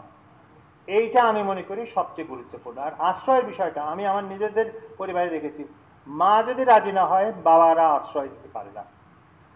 প্রতিটা ক্ষেত্রে বিপদ জেনেও তার আশ্রয় দিয়েছে। একটা মহিলার ইন্টারভিউ আছে, যে বলেছে আমি শুধু ওই হিন্দু শরণার্থী আসছে আর আমি ওদের খাওয়া দিয়ে পার করে দিচ্ছি। তো আমরা ভাবতেও পারি না যে এই মানুষগুলো শত শত মানুষকে খাইয়ে বর্ডার ক্রস করাচ্ছে। এই কারণে আমি মনে করি এটা গুরুত্বপূর্ণ জানা। এবং আমাদের তুমি তো জানোই আমাদের উদ্দেশ্যটাই ছিল যে সামগ্রিকতাকে প্রকাশ করা, এবং সেই সামগ্রিকতাটা আমরা করার জন্য করেছি। নারীদের ভূমিকা বুঝতে হলে সমাজকে বুঝতে হবে, তো আমরা যে সাধারণ সূচক দিয়ে করি সেটা দিয়ে সম্ভব না, এই জন্যেই এই গ্রন্থগুলো। তবে আমি ফৌজিয়ার ব্যাপারে একটা কথা বলে দিই, সেটা হচ্ছে যে আমাকে ইন্ডিপেন্ডেন্ট টেলিভিশন ডেকেছিল যে মুক্তিযুদ্ধের উপরে আলাপ করতে। তো আমি বলছি আমি পারবো না, আমি ব্যস্ত আছি, আমার একটা স্টুডেন্টকে নিয়ে যেন গবেষণা করে। তো ফৌজিয়া গেছে, তো ফৌজিয়াকে জিজ্ঞেস করেছে আচ্ছা আফসান সাহেব এখন কি কাজ করছেন? তো ফৌজিয়া বলছে যে উনি তো বেশি কাজ করতে পারছেন না, উনার টাকা শেষ। টাকা শেষ মানে বলছে হ্যাঁ, উনার টাকা শুধু শেষ না, উনার তো গতবার উনি জয়নুল আবদিনের ছবি বিক্রি করেছিলেন, আমার একটা জয়নুল আবদিনের ছবি বিক্রি ছিল, ওইটা বিক্রি করে আমি মুক্তিযুদ্ধের গবেষণা ফান্ড করেছি। আল্লাহ জানে এখন এটা কত দাম হবে। যাই হোক, তখন বলছে কি যে এখন তো স্যারের কাছে ছবিও নাই, বিক্রিও করতে পারছে না, গবেষণা করতে পারছে না। ফৌজিয়ার প্রোগ্রাম চলছে, আমার কাছে ফোন এসছে, আমি বলছি অভিজ্ঞতাগুলো কিরকম? ফৌজিয়ার প্রোগ্রাম চলছে, আমাকে ফোন করেছে একজন সেলিম ভাই, উনি মারা গেছেন করোনায় এবারে। বলছেন আফসান জয়নুল আবদিন বিক্রি করে না। আমি আর বলি না যে ওটা বিক্রি হয়ে গেছে, আমি 50,000 টাকা দিলাম আর বাকিটা দেখি কোথা থেকে। সেই 50,000 টাকা 2 লাখে উনি তুলেছেন, এবং এগুলো সবাই ইউএন এর যারা কর্মী ছিল তাদের কাছ থেকে। আমি একসময় জাতিসংঘের কাজ করতাম। এর মধ্যে আরেকজন হচ্ছে মাইদা হলো, মাইদার ভাই হচ্ছে, তোমরা বই ছাপছো না কাইয়ুমের? হ্যাঁ, আচ্ছা, মাইদার ভাই মুক্তিযোদ্ধা। মাইদা আমাকে বলছে কি এসে হঠাৎ করে যে আফসান ভাই একটু নিচে নামেন তো একটু কথা আছে, তা আমি বুঝিনি মাহিদা আসছে। নেমেছি, মাহিদা আমার 1 লাখ টাকা দিয়ে বললো নেন, কথা বলেন না, আপনিও একটা পাগল আমিও একটা পাগল, চলে গেল। এই 3 লাখ টাকা দিয়ে আমরা জরিপটা সেরেছি। ও যদি টেলিভিশনের সাথে না বসতো এই ইঞ্জিনটা চালু হতো না। আমি সবসময় একে বলি যে ওকে আই মেনশন দিস, যে কোথা থেকে যে মানুষের অর্থ সংগ্রহ হবে আমিও জানি না, কিন্তু হয়েছে, কাজটা কম বেশি শেষ হয়েছে আমার পক্ষে যতটা করা সম্ভব, এই আর কি। আর আমরা বেনিফিটেড হয়েছি সেটা। তো না, এটা আমরা তো আড্ডার এক্সপেকটেশন থেকে করেছিলাম, কিন্তু এরকম নাড়া খাওয়া বা এত আলোড়িত আড্ডা হবে এটা আসলে আমাদের মানে প্রত্যাশার মধ্যে ছিল না। তো আমার মনে হয় এটা এখানে মানে ধন্যবাদেরও কিছু নাই, বা আমার মনে হয় আমরা সবাই নানান ধরনের আবেদনের মধ্যে আক্রান্ত হলাম, বা নানান ধরনের ইমোশনে আক্রান্ত হলাম আসলে। আর প্রশ্ন আমরা বোধহয় এখন আর কন্টিনিউ না করি, কারণ আমাদের এখানে একটু স্পেসটারও একটু ছেড়ে দেওয়ার ব্যাপার আছে। তো আমরা পরে প্রশ্ন যদি আপনার থাকে আপনি সরাসরি করতে পারেন। আমি একটু সঞ্চালক হিসেবে আমি একটু অ্যাডভান্টেজ নেব। আমি লাস্ট একটা প্রশ্ন একটু আসলে আশফাক ভাইকে করতে চাই, যে আমরা সবাই বলছি যে এই অ্যাপ্রোচটা বা এই ধরনের এই ঢঙে ইতিহাস চর্চাটা ভিন্ন। তো এটা আপনাদের প্রাতিষ্ঠানিক ইতিহাস চর্চার ক্ষেত্রে কি ভূমিকা রাখবে বলে আপনি মনে করেন? এবং সেটা মানে কারণ আফসান ভাইয়ের কাজ কিন্তু অসম্ভব রকম সমালোচিত হয় মানে নানান কারণে, এবং যেহেতু যেটা রুবায়েত ভাইও একরকম বললেন যে এই যে জেনারেলাইজেশনের কাজটাও কিন্তু উনি মাঝে মধ্যে হয়তো বলেন, যেটা আমি অনেক সময় এগ্রি করি না, এবং মানে যে কারণে বিভিন্ন কারণে আমারও বিভিন্ন সময় ঝগড়া লাগে, প্রচুর ঝগড়া হয় রাগারাগি করি আর কি। তো মানে এগুলো তো মানে আমি সরাসরি আমার সাথে যে আন্তরিকতার সম্পর্ক আছে সেটা থেকে আমি ঝগড়াও করি, সেটা ওটা ঠিক আছে, কিন্তু এর বাইরেও কিন্তু আরো অনেক সমালোচনা আছে, যেটা মানে আহসান চৌধুরীকে গ্রহণও করা হয় না হয়তো কোনো কোনো ক্ষেত্রে। তো এই জায়গা থেকে আপনি একাডেমিক হিসেবে, এবং আমি আমার মনে হয় যে মানে এখানে তো অন্যান্যরাও আছেন, রুবায়েত ভাইও আছেন একাডেমিক স্ফিয়ারে, মানে আমি একটু জিজ্ঞেস করতে চাই যে আপনাদের রিসার্চের চর্চায় বা একাডেমিক চর্চায় এই কাজগুলোর গুরুত্ব কোথায় আপনারা দেখেন, এবং সেখানে মানে সামনে কোনো পরিবর্তন হবে বলে আপনি আশা করেন কিনা? আফসার ভাইয়ের সাথে যে কাজ করেছে সেটা আমাদের এক ছাত্র জায়েদ, এটিএম জায়েদ। হ্যাঁ জায়েদ। অর্থাৎ আমরা তো আমরা এইটাকে তো স্বীকৃতি দিয়েছি। আমি বললাম যে ওরাল হিস্ট্রিটা তো 70-এর দশকে যখন অক্সফোর্ডে শুরু হলো, যে অনেক জিনিসই আসে না দলিলে, কথাগুলো আসছিল, আবার আসলেও যারা আমরা লিখে রাখি মানে জাজ সাবঅর্ডিনেট স্পিক, মানে যেটা আমরা তাদের কথাটা যখন আমরা অন্যরা লিখছি তাহলে ওর কণ্ঠস্বর তো শোনা যাচ্ছে না। তো শোনার একটা বিষয় হচ্ছে যদি ওরা যেটা হচ্ছে আমরা তো অদ্বৈত মল্লবর্মনকে সবাইকে পাচ্ছি না, জেলে পালা থেকে উঠে আসা, তো সেক্ষেত্রে ওই ওরাল হিস্ট্রিটাই ভালো। কিন্তু ওরাল হিস্ট্রির বিপদটা হলো যে স্মৃতি অনেক সময় প্রবলেম করে। তো সেটাকে আমরা হিস্ট্রির যে মেথোডোলজি আমাদের ছাত্রদের যেটা শেখাই, যে অন্তত 2-3টা সোর্স থেকে ইয়ে করা। আফসান ভাই যেটা দেখছেন উনি মুক্তিযুদ্ধের গবেষণার সাথে অনেক দিন ধরে আছেন, প্রায় 82 সাল থেকে তো আছেন না 78-77 থেকে, ফলে যারা, এবং তিনি হিস্ট্রির মানে ট্রেনিং প্রাপ্ত যেটা হয়, তো সব মিলিয়ে তার গবেষণার কাজ কিন্তু আসলে মানে কাজ হয় বলেই তো কিছু বিতর্ক হয়, বিতর্ক হয় মানে হচ্ছে কাজের মধ্যে কিছু ইয়ে আছে। হ্যাঁ, এবং আমরা তাই শেখাই। আমি যেমন ন্যাশনালিজম পড়াই, রুবায়েত আমার ছাত্রদের আমি বলি যে আফটার ন্যাশনালিজম যদি একটা লোক ভিন্ন হয় তাহলে এটা কিন্তু নেশনস হবে, বা মাল্টিপল হবে, বা ইমাজিন কমিউনিটিতে নিয়ে আসি আমরা, যে উনি যে কিভাবে দেখাচ্ছে যে আমরা ইমাজিন 5,000 লোক আমরা সারা জীবনে চিনি হয়তো, বা 10,000 লোককে, বা হয়তো যারা পলিটিশিয়ান তারা হয়তো নামে হয়তো 10,000 লোক বা 1 লক্ষ লোককে চিনতে পারে যারা খুব জিনিয়াস, কিন্তু সারা দেশের মানুষকে ব্যক্তিগত চিনে না। তাহলে একটা ইমাজিন কমিউনিটি হিসাবে সে ছাড়ে, এবং সেই অনুযায়ী মানুষ একজন আরেকজন মানে কিল করতে পারে।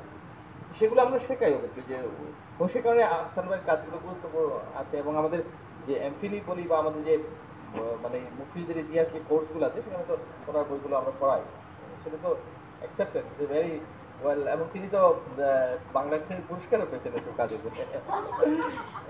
Thank you. একটা আমি অ্যাড করে দিই, Ashfaq is a old friend.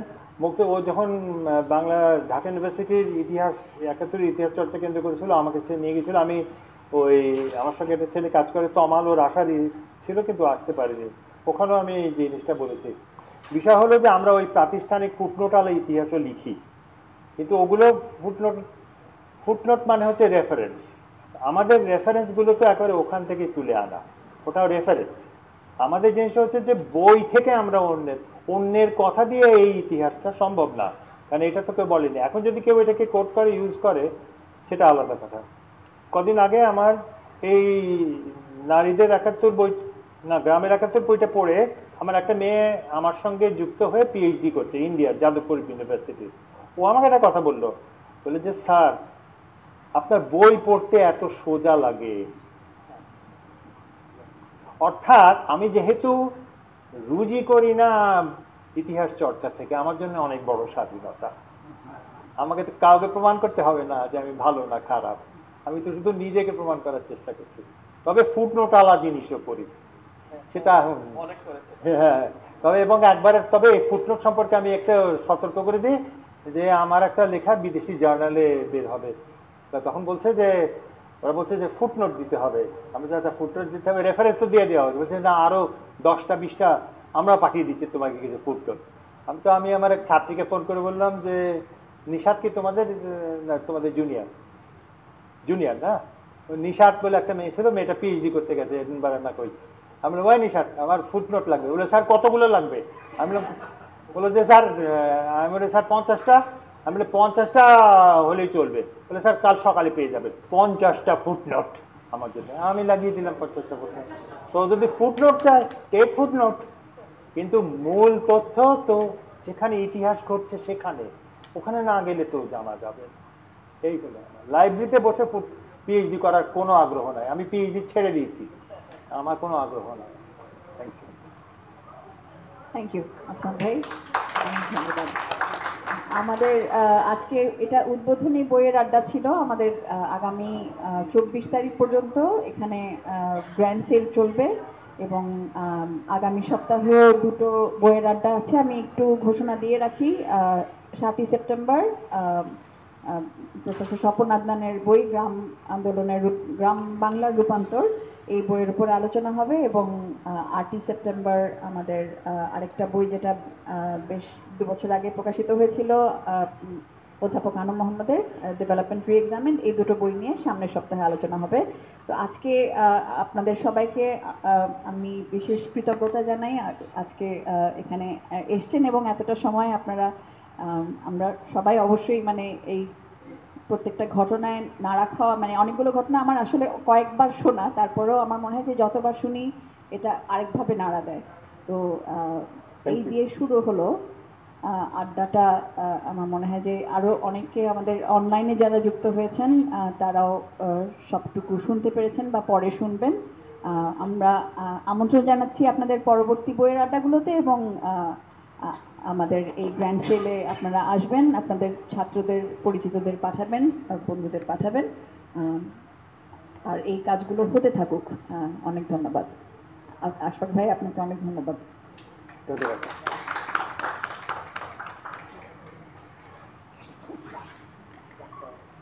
না হয়েছো, খুশি হয়েছো? আমি হ্যাঁ